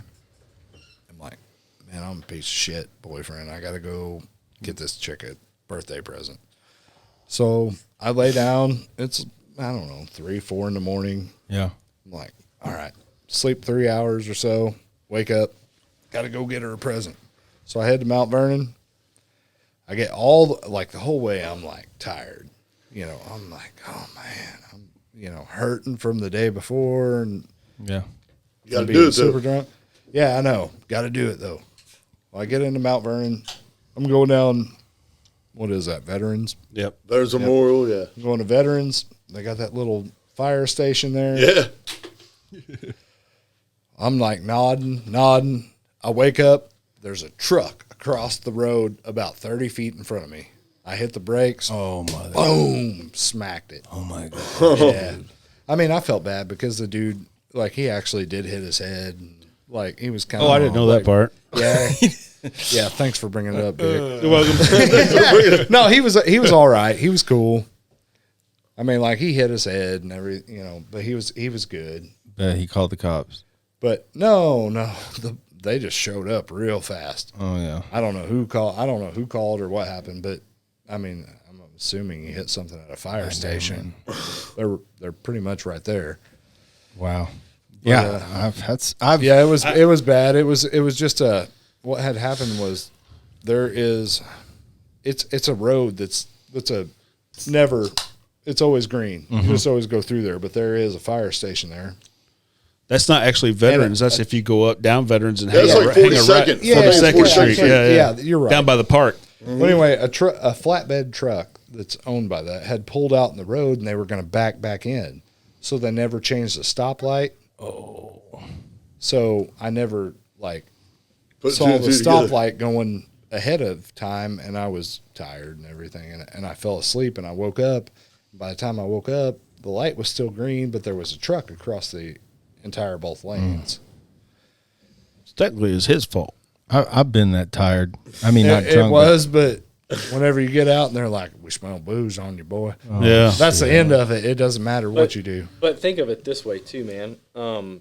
That truck pulled out in front of you, hit it instead. What if that truck didn't stop you and you fell asleep? Where would you have ended up? You know what I mean? Well, Probably would've been I through woke hell. up right before it, so I would have been at the mall. shopping for some gutter merch. I would have been at the place I was going. I'm Trying to look for a silver lining here. Put a plug in there. I Put a hear you. positive spin on I this hear you. DUI. I'm just saying it's funny because He would have got the gift and went back and got laid. I was quite literally like a block from where I was going. Hey, he would have done been at Hot Topics. I shopping am for some actually gutter merch lucky though merchandise. because You I know what woke mean? up in time, and if I wouldn't have woke up, like I turned, and my passenger side was smashed all the way to the seat. So if I wouldn't have woke up and kind of turned, or if I would have had a passenger with me, I bet you've been in some close calls, Matt. Because when I used to drive from I used to drive from. And that's not something I'm proud about. No, I don't. no, neither am I. But I used to drive. Boys want to pull Hey, off that. get me a Kim in. I used to drive from Carmi all the way to south of New Orleans, and they call me, and they call me on a Monday, and they wouldn't be there like on a Tuesday morning. So I'd be driving all night with zero sleep because you're so excited. Or you're not excited. You're like, God dang it, I gotta go to work. Yeah. So I went down there, and I remember my head nodding off on Lake Pontchartrain Bridge, and friggin' people honking at me, and I was just trying to stay up, man. Well, that's what I'm saying. I did get a DUI, but I wasn't actually drunk. Like I didn't feel drunk or anything. He's like, no. You didn't get what? Feel drunk? I said, yeah. Like I wasn't like I didn't think mentally in like a drunk. Like I didn't feel drunk. It was the or next anything. day. It was just that I had drank way too And much see- the day before, Right. And I barely blew over. So That makes me sick. No, I mean it Bullshit. does, but at the same time, like I should have been more responsible. right. I was young. I was 21 and I had only been 21 for a month. So Woke your ass up. yeah. Well, Oh no, after that, yeah. I Oh, was it like, woke my ass up. I was on the side of the goddamn road though, with not even moving in these, and you know they say, oh, be honest. Honest will get you everywhere. Bullshit. I fucking told that cop. I said, yeah, man, we went down there, drank some moonshine, got a little hammered, blah blah blah, and that was the end of that one. And he screwed my ass. And that's bullshit because like Not the first time for you. Not the first time for you. that's was bullshit though. all Because three of if you us. pulled over just because like you were, If I took that key and just threw it that's what I'm saying. and then yeah. lied about it, I would have been. It would have been. He would have You'd had been nothing. fine. Yeah. Cocksucker. Yeah, that sucks. Sorry, cop. I know you got a good fan. And you know what really sucked about that? Let me tell you what really sucked about that. him, Pass. I'm gonna tell you. Oh, you preach, brother. What really sucked about that is my wife's a teacher, and she's a fourth grade teacher at the time. And guess who was in her math class? The cop that arrested me's son. I felt She like should have this. failed him. I told her, I That's said, what I you would failed do. that kid. It fell that dude. It sucked. He's repeating fourth grade, fucker. Bingo. Oh, good times, All right, man. So where are we at here? Fuck, I don't know. I don't Did you tell know. a story? I mean, I've never really been embarrassed, but I'm sure I've embarrassed other people with me. Oh, he took you his shirt off at you embarrassed me Lamasco's. many That was times. embarrassing. Oh, dude. No, not really. Like I'm just kidding. there were several times we would leave Muggsy's after playing a gig, and we go to Taco Bell there, and I would just get fucking butt naked and out in like the drive-through. That's amazing. That's And amazing. then I would start pissing and doing the helicopter at the same time. like I want as a it was cheese going. burrito, and here's Yeah. your cock to go. And my brother- you know what I mean? My brother would be in the back of the What seat. kind of sauce you want? You want some cock sauce? Yeah. I remember my brother like, I got to start stripping. I'd be so fucked up. He's like, well, there he goes. And I just There he take goes. off. I just like, You remember the time you had that? You sure you're not a front man? What was I'm that? definitely what not. Was that what was that old ass car that you? I had the used to drive? 73 Impala, that green one. Yeah. Yeah. Dang it. And you remember that time we played? This played Blue in Juniors. DuCoin. Was No? it DuCoin? I don't know. We were coming Dookie. from somewhere I did it off of the that Dookie. direction, and you didn't have any turn signals, Oh, no. and you got pulled over. Yeah. Yeah. And we, I don't know how you did not get arrested. I remember you kept going, we're going to jail. I was like, No, because no, I had no, no no. license. I had no license plates. I had plates on it, but they weren't mine. I was following you, Was you following? or no, you were following me. One or the other. That thing was a shit wagon. I was flying. One or the other, and we were driving, and you got pulled over, and I was just like, just kept driving, and I went up a little bit on the road, and I called you, and you didn't answer. And I called you, and you didn't answer, and then I finally called you like a third time, and you were like, I don't know how this cop just let me go. I know. You're like, he asked me if I've been drinking. I was like, no, sir.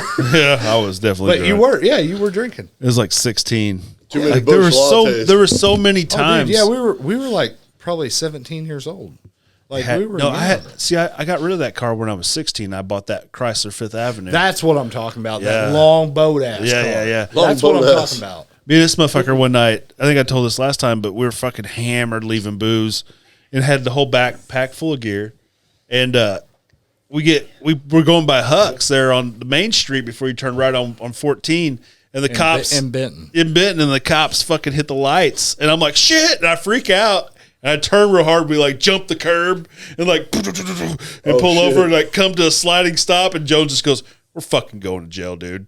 And he's sitting there, the cops, the lights are flashed and shit. I'm like, fucking getting my ID out, freaking and Yeah, shit. because you were driving my truck. Because No, I it was was too in my- fucked. it No, was we in my- were in my truck because I was Oh. too fucked up. Really? Yeah. Fuck, I don't know. In I was that hammered. it was in that Dodge Dakota. The one you hit the Yep. yeah, and we were sitting there, and then all of a sudden the lights go off and they're fucking gone. Yeah, that was the And ghost Matt just cop. goes, "Fucking Phantom Cop, go! Phantom Cop!" Phantom Cop. I was just like, "Get on the road, hit the gas." No. It's like, There was another They- time we got pulled They over. had- that's what I said. They had to have pulled off on the interstate. It had to be like a call for because we were just past the interstate, so they had to have like been called for something. I just don't. But it was just- I don't understand I don't. how there was a time that we didn't all to go to jail at one point. You remember the homeless guy Stroh brought to Boo Junior's Oh, that one yeah, time? yeah, Calvin yeah. Mix, Yeah. got him up on stage. He ended up getting arrested that night. He came. Oh, man. We were down. Do you remember Boo Juniors? Yeah, of course. It was that little shithole. Yeah, they fucking- paid you in Keystone Ice. Oh yeah, they didn't pay you. They paid you in like a case of beer. Yeah, that works for me. And it was junk. It was like Keystone Light or some shit. I I like still that. drink it if it's Keystone, free. whatever. But yeah, like I was like, man, we gotta go get some beer. Like I need like a PBR or something. Like we gotta get something.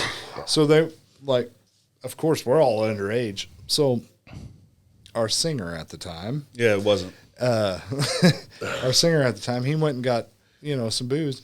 He brings it back and he shows up with this dude. We're like, who's this motherfucker? He's like, Calvin yo, I'm Calvin Mix. Calvin Mix. What's up, Calvin Mix? He's like, what's up? He was like out there screaming the song, like jamming out to us the whole time. Which I mean, like I'm sure he was just happy we bought him a couple 40s. Yeah, something. Yeah. Yeah. He's out there drinking Steel Reserves. Oof. Slamming them. You got to chew them on the way down. Oh, it's man. like it was Oh, rough. dude, do I get a story But for then that one? he came to another show just because we played that. Well, he ended up getting arrested that night because I remember Stroh. Like, Oh yeah, yeah. And we're like, we're going to shut down the show. But Stroh's all pissed off because he didn't know what was going on. I don't think he ever seen a mosh pit in his life. Yeah. He is a little bit black dude. He's just like looking around and like everybody's throwing down. So he's like, all right, we're fighting. What's going on? Yeah, he thought there was a gang war gang war. breaking out. Yeah. You got anything, Skylar? You got any embarrassing stories? Come on, you're a Bubby. Come on, buddy. No, he does. Come on, Bubby. He got something. He got something. Come back to me. Let me think for a minute. Come back I've done to some me. stupid shit, man. Yeah, in my we haven't time. heard anything from our ex-manager Denny. Yeah. Yeah, where'd he So go? whenever I think he had to go.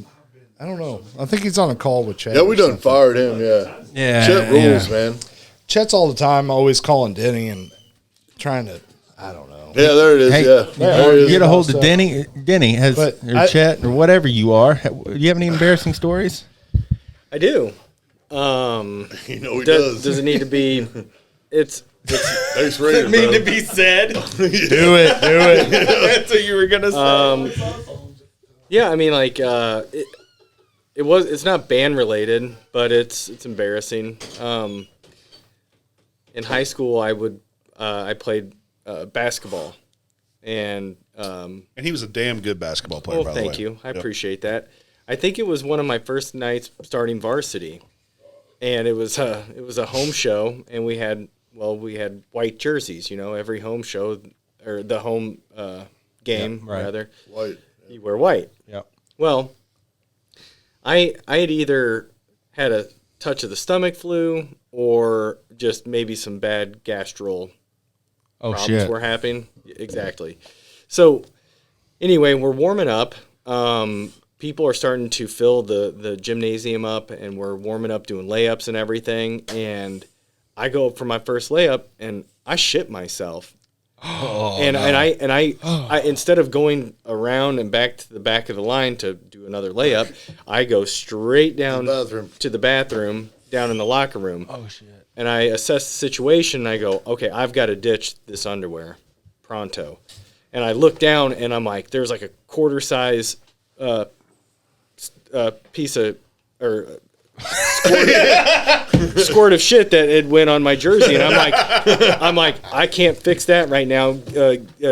Tip off is like 5 minutes. I can't fix that. So anyway, I go. So anyway, I threw my underwear away, and I just put my shorts back on. I'm like, I cannot play without something like to support me. So we didn't have cell phones at the time, but there was a lobby phone in the right when you walk into the old gymnasium at the old high school. Yeah. There's a lobby phone, and I was like, I'm gonna have to, 911 my dad. So I call the house, and he's like, hey, Denny, what's going on? It's pretty loud over there. And I'm like, hey, Dad, yeah, it's, and I'm kind of starting. He's like, you okay? And I was like, hey, Dad. I go, Dad, I need some new underwear. And he's going, hey, man, I can't hear you. It's super loud over there. And I was like, Dad, I can't really say. I go, I need some new underwear. Your dad busted you out, bro. And he goes, he's like, Denny, he goes, it's really loud over there. He goes, I can't hear you. There's a lot of chatter in the background. I'm like, well, the gymnasium's filling up. And he's like, what? I can't. I go, I fucking shit my pants, Dad. And he goes, I'll be right there. And so, dude, my dad was like my knight in shining armor that night. He walked up and I was in front of like the cheerleaders and the team and everything. So we were about ready to, do the, get out on the court and play. Anyway, Dad goes, hey, Denny. He goes, you forgot your water bottle at the house, and he had wrapped up in a towel. And I looked down in there, and there's an extra pair of underwear. And I was like, Dad, thank you. So I that's awesome. busted down to the changing room, and I got changed and then played the game. Did anybody know anything? No, While you and walked whenever off stage? the other team or whenever we were shooting free throws when someone would get fouled or whatever, I never been over that game. Like, you know what I mean? Oh, yeah. You're like, worried about it. Yeah, because I'm like, I don't want to show. You're worried I don't want about to show the crowd like this, like little quarter-sized piece of poo on my white jersey. Did Kurt Reed know what you did? I don't think so, but I mean, like that was one embarrassing thing. But I mean, like I feel like that it flew under the radar. Now I can like let the cat out of the bag. Yeah, publicly talk about it and just make fun of myself. Curdy had some of the best sayings sometimes. Oh, dude, that dude. You're just pissing in the wind, Lennon. You're just pissing in the wind. Yep. It's assholes and elbows. Yeah, man. I it's heard that good, in man. football and stuff, assholes and elbows. But there's plenty of stories like that. But that was probably one of my more. I think embarrassing everybody ones. has shit theirself once in their life. It right? happens. Once a week. Hey, speaking I'm a of- trucker. Once a Speaking week, of I'm a shit trucker. yourself, I do have an embarrassing story now that I think about that. Oh, here we go. This Here one's we go. pretty bad. I forgot all about this actually. So this has been years ago. That's what he says, but it's with yesterday. No, it really was. This is probably. I'm 28 now, so it was probably 21, 22, somewhere around there. Anyways, my friends used to have a lake, or I guess a river house down in Ohio River, and I was on my way to go there in the morning on like a Saturday, and it's kind of like back roads to get there. So I was by myself, jamming, excited, ready to go boating. About 7:30 in the morning, and I get to their road where all the houses are, and right before I get into their little kind of cul-de-sac, I turn the corner and I trust one too hard. And granted, I'm wearing swim trunks, no underwear, Well, just jump in the water and fucking and I'm wash by them off, bud. Well, I'm by myself, and I'm not talking a squirty. I'm talking A full-fledged shit. It was So you got that mesh shit. Like, no mesh. These were board shorts. He was touching cotton without the cotton there. So I'm talking like my cloth seat in my vehicle netting. caught a little bit of it. oh, shit. It was Gotta bad. get that bitch detailed. Yeah. So I had some spare clothing in the back. It was one of those, what do they call those, Relay for Life t-shirts? It was like one of the cut off Relay for Life t-shirts, and that's the only thing I have in my car. So I mean, it's early in the morning. I'm like, that's fine. I'll pull over right here. I'll just wipe. And I had the same idea. Like, I'll just put the shorts back on and jump in the water. Yeah. Kind of give them a good cleaning, Yeah. So I get out of the car. I'm in sandals, and it's bad. It's worse than I thought. I mean, it's almost to the sandals. Oh shit! It was really bad. down the legs. Yeah. So I get out of the car, and I'm like, oh my God, what do I do? So the t-shirt was not enough. Make the best out of a bad situation, bro. I dropped trout completely. So swimming trunks are laying on the road. I'm completely butt naked from the bottom down. and I wipe and throw the shirt in the ditch, and I'm like, what else do I wipe with? Like, I don't have napkins. I mean, this is a 15-minute thing. I'm looking for napkins. I'm t-shirt's not grass. yeah, I'm looking. You're thinking- So I'm next to a cornfield. So you grab that corn. I grab some corn stalks and I start wiping. And as I'm the first piece of corn stalk that I wipe with, I look up. What? And there's a mom and two of her kids riding their bikes towards me, and I'm talking from me to Chet away. Hey, you know what you do in that situation? You'd be like, they started the nudist colony down here, right? You know what I mean, I'm physically pantsless, like in the fetal almost wiping, and I don't know what to do, and they just literally ride by me. You didn't say Fucking anything. wave and keep going. No, like I didn't Mr. say Rogers, shit. man. She just death glare. You know what I mean? Oh, Death like glare. what the hell are you doing? Oh, yeah, Some like meth you- head like shitting you in a did cornfield. something- you did Yeah, I mean, something to her. yeah. Don't you know this is the road where we go to shit at? Yeah. Didn't So you know that? So here's where it gets awkward. What it got awkward? It gets the story hasn't ended yet. Oh, So shit. afterwards, this is 7:38 in the morning. I go to my buddy's house, his parents' house, and I tell him what happened. I'm like, this is the most awkward thing ever, blah, blah. What I didn't realize was nobody else lives in that area besides the people that live on that road. So it had to have been somebody. man. So the mom was asking me, what'd she look like? Because it's probably one of our neighbors. So I'm like, Would you oh, like to God. be my neighbor? I didn't even think about that. Is that Case's? Well, we go boating and we do the river stuff and everything, and we come back and they were having like a big fish fry afterwards. Yeah. And I think this might have been 4th of July weekend, and so my buddy's neighbors had like a big fish fry with the whole block. Yeah. And I didn't think one of it, and then like She halfway. She knew what you were doing, right? Oh, The person 100%. That rode her Watched bike. the whole thing. Yeah, I mean, the road was long. I mean, the road was a half a mile at least long. So, I mean, she probably saw me wiping with the shirt. Well, that's what I'm saw the saying. whole Like, thing, and I like just- the mom was probably like, I seen this dude wiping his ass with corn stalks, man. Oh, yeah. So, anyways, I'm just hanging out. No problem. And during the fish fry, some lady comes up to me and she was like dying laughing. She's like, how are you doing? And I was like, I'm good. How are you? And she was like, you get everything cleaned up? And I go, Oh my I seen you. God. and I seen you, bro. I'm talking 150 people there.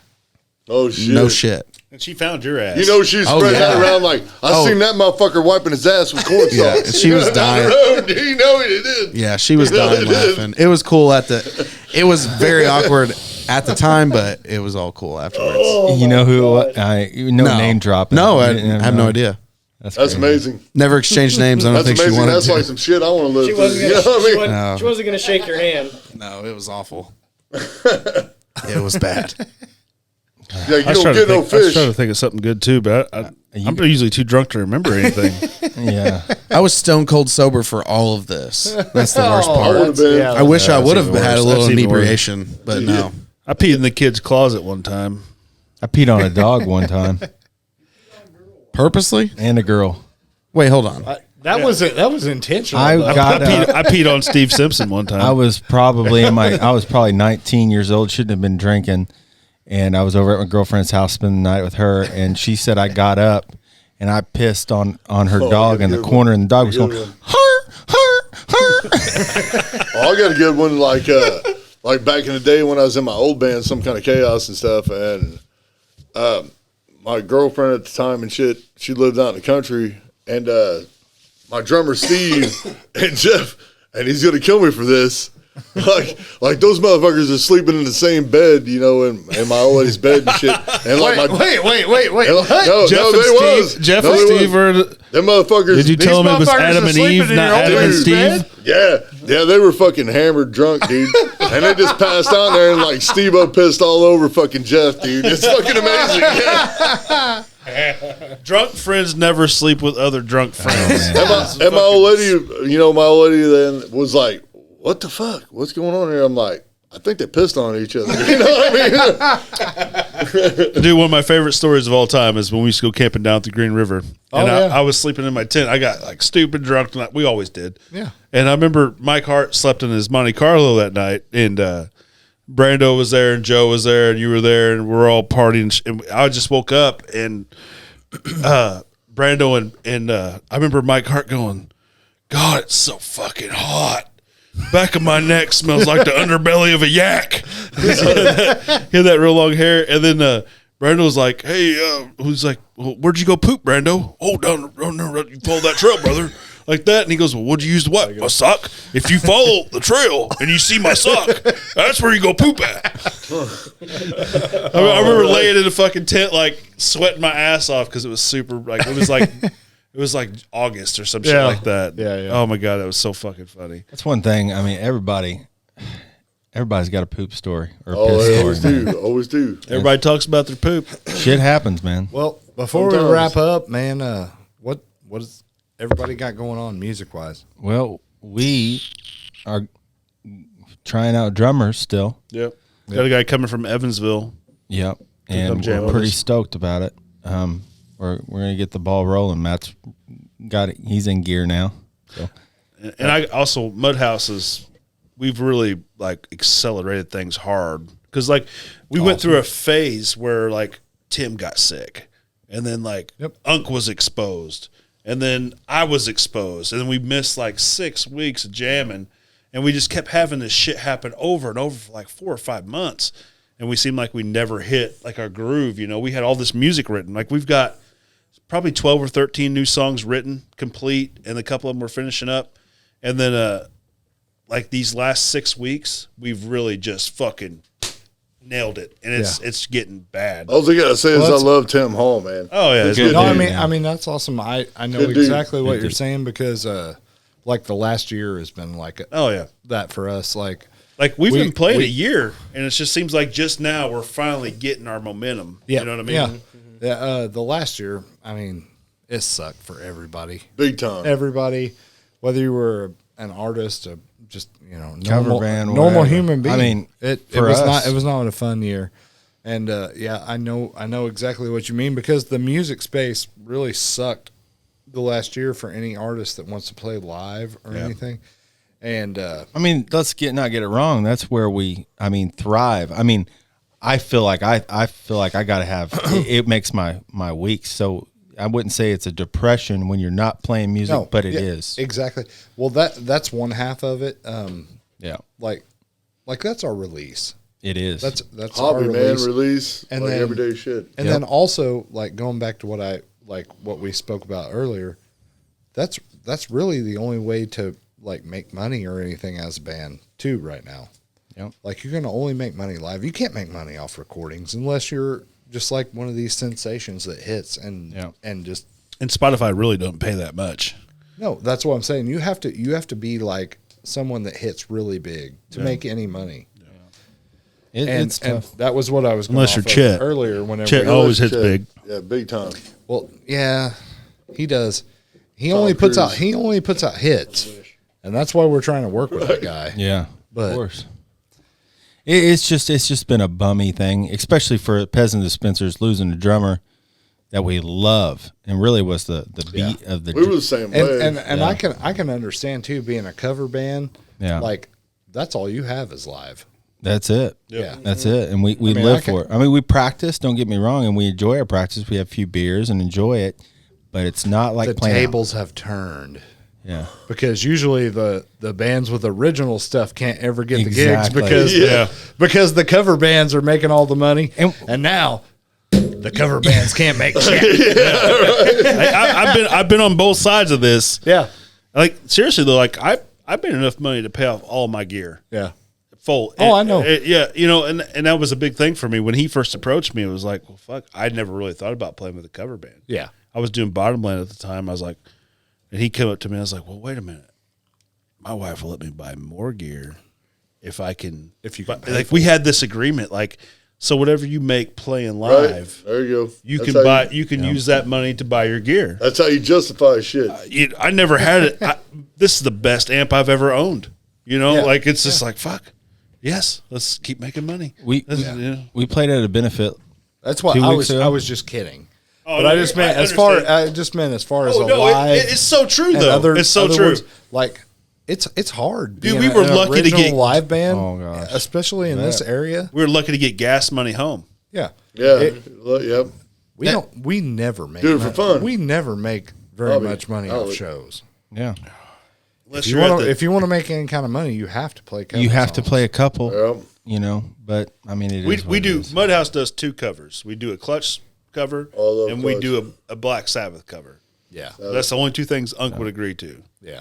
You know, but But you know what I'm saying, like just from the experience, you play in both, Yep. so you see what I'm saying. Like you make money in your cover band, Oh, yeah. you don't make money in the other band. no, All right. we pay money to play. And Yep. That's what like happens. like all the stuff I've done forever, I always like original music just because You created it.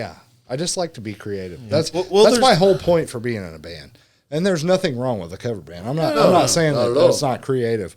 I'm just saying that's my drive. Right. My personal Well, drive. the coolest thing I always remember though, like I'll just use us for an example because when we were doing Right On, like Right On was the simplest song in the fucking world. Oh, and Change Room? Yeah, but everybody, every time we went and played, they would ask us to play that song, Yeah. and they knew all the lyrics. And there's nothing cooler than when people are singing the lyrics to your own I've song. had that happen. Yeah. I've had that happen. You know what I mean? That's and good. that's That where is it's a at. feeling. I know, and that's one that is one good thing. Like the last year sucked for all musicians, time. but we had one show last year. We played. They had Mount Mayhem. we had Mountain Mayhem.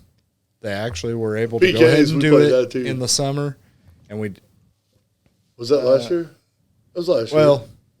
It may have been. Couple. If it was, it was in the first beginning Yeah. of the year. Yeah. But anyway, we had like one major show last year, and we played the Mountain Mayhem. Half the bands were canceling and stuff. You know, like the whole world was crazy and all this, and it was during the summer. We were able to go ahead and pull off the show and had enough bands to do it where we could fill enough time and everything and do an all day music show, which it was outdoors. You know, so that helped us. It was outdoors. it was in both the- last year. It was outdoor. Yeah, it was outdoors in the summer for the most part. I mean, you see what I'm saying. Though. Mm-hmm. Well, we hadn't been there. We hadn't played anything that entire year and whatever. We sold like 80 something shirts. That's No great. shit. That show- yeah. Yeah, $540. We sold like 80 something shirts.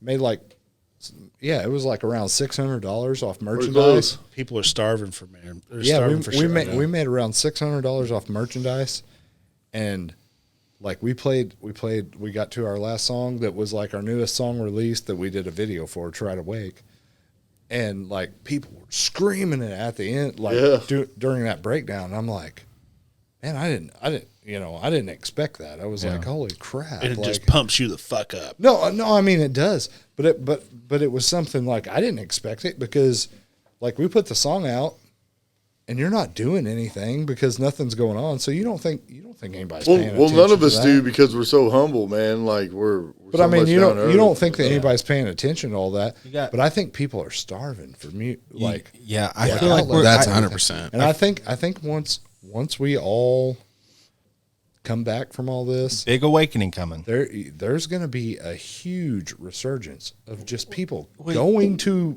anything. I know we played it. I don't care if you're, a cover band, a rock band, Whatever, it midget doesn't matter. wrestling. They just want to go do something.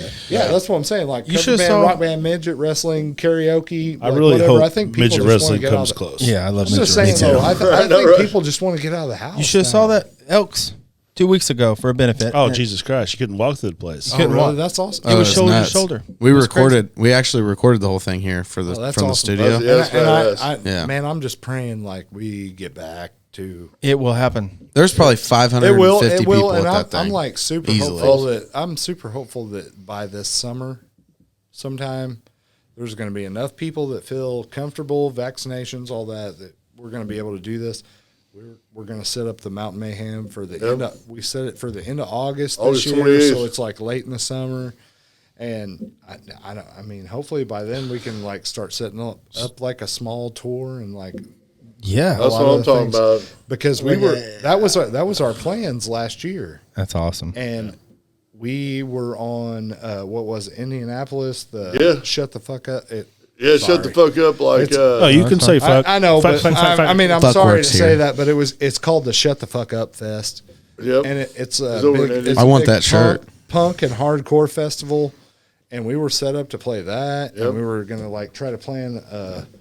That was before we ever got with Chet. And then Yeah. Chet went and Yeah. gave everybody COVID. No, that was before we got with Chet. This year we're probably gonna He's look at. Chet's so big, he gave the whole world COVID. Well, a big old dick on him. The vehicle. like I said, that was before we got Chet. Now we're probably going to be looking at like Vegas, Los Angeles, New York. Like, yeah. you know, Yeah. we're going to hit these small towns anymore. Well, we really appreciate you guys coming on the show. 100%. We'll have to have you guys back on when things get kicking again. Yeah, I would love to anytime. I'm always. times, Oh, yeah. man. I love I'm doing down. this. And the thing down is, all the with time. all of us, shit's gonna get real here soon. So Get let's just real. just freaking be ready. Yeah. That's what we're trying to do. And Let's hope everybody checks out. Can we announce your birthday show? You want to check out like So May 1st at the Carmi Legion, Yep. Jabus's birthday. Mudhouse is making their debut show with who's playing with us? Six Of course. 6 to 12. So Mudhouse is making their appearance with for Jabus's birthday at 8:00 at the Legion here in town. I'm taking off for that day. Carmi. We're gonna have a good time. Yep. We're gonna bust out all of our new shit and that nobody's really kind of heard. So Like Mudhouse on Facebook. yeah. Like Abaddon, Like Abaddon. Abaddon. Abaddon. God damn Abaddon. it! Yeah, if anybody, These guys always get it wrong. Everybody always does. we're all struggling right now. If anybody wants to check it out, Abaddon Music. And you guys are when you guys have a release date for the new stuff? Like, is there a date? No, Date in mind? Not Go to that necessarily. shit. So just be on the lookout for it. We'll be dropping a new song soon. Do it. Why don't we lead out If with anybody wants to try this to last help one? out with buying merch or anything, AbaddonMusic.com is our merch site. Check us out on Go on Spotify. there. We got T-shirts, Apple Music. hoodies. And I can't iterate this enough. Share. That's what it share. takes. Every band. Everybody. Mudhouse. Share everything. Abaddon. There's our Pez shirts right dispensers. there. Rockin' see Bubbies. All of it. You see something that your boy is putting on there, share it. Yeah. And then the next person, share that shit too. Because believe me, I mean, fucking Facebook's got them algorithms. They do have and algorithms. they'll Yeah. fuck you over. Oh, I know. They want you to boost that post. all that That's merch. Zucker fuck, man. If you like what you're listening Yeah. to and everything, like and share it. So Subscribe. we're gonna lead out with the last Abaddon song. Abaddon. Abaddon. God damn it, Dang it. Abaddon. Yeah, Abaddon. Had too Abaddon. many wiggle pops. We'll see you next time. We're rocking Some Bubbies. bitch drank too much. Wobble pop. Way too much. I don't know why I do that. Good time. It's their fucking fault for making it hard to say.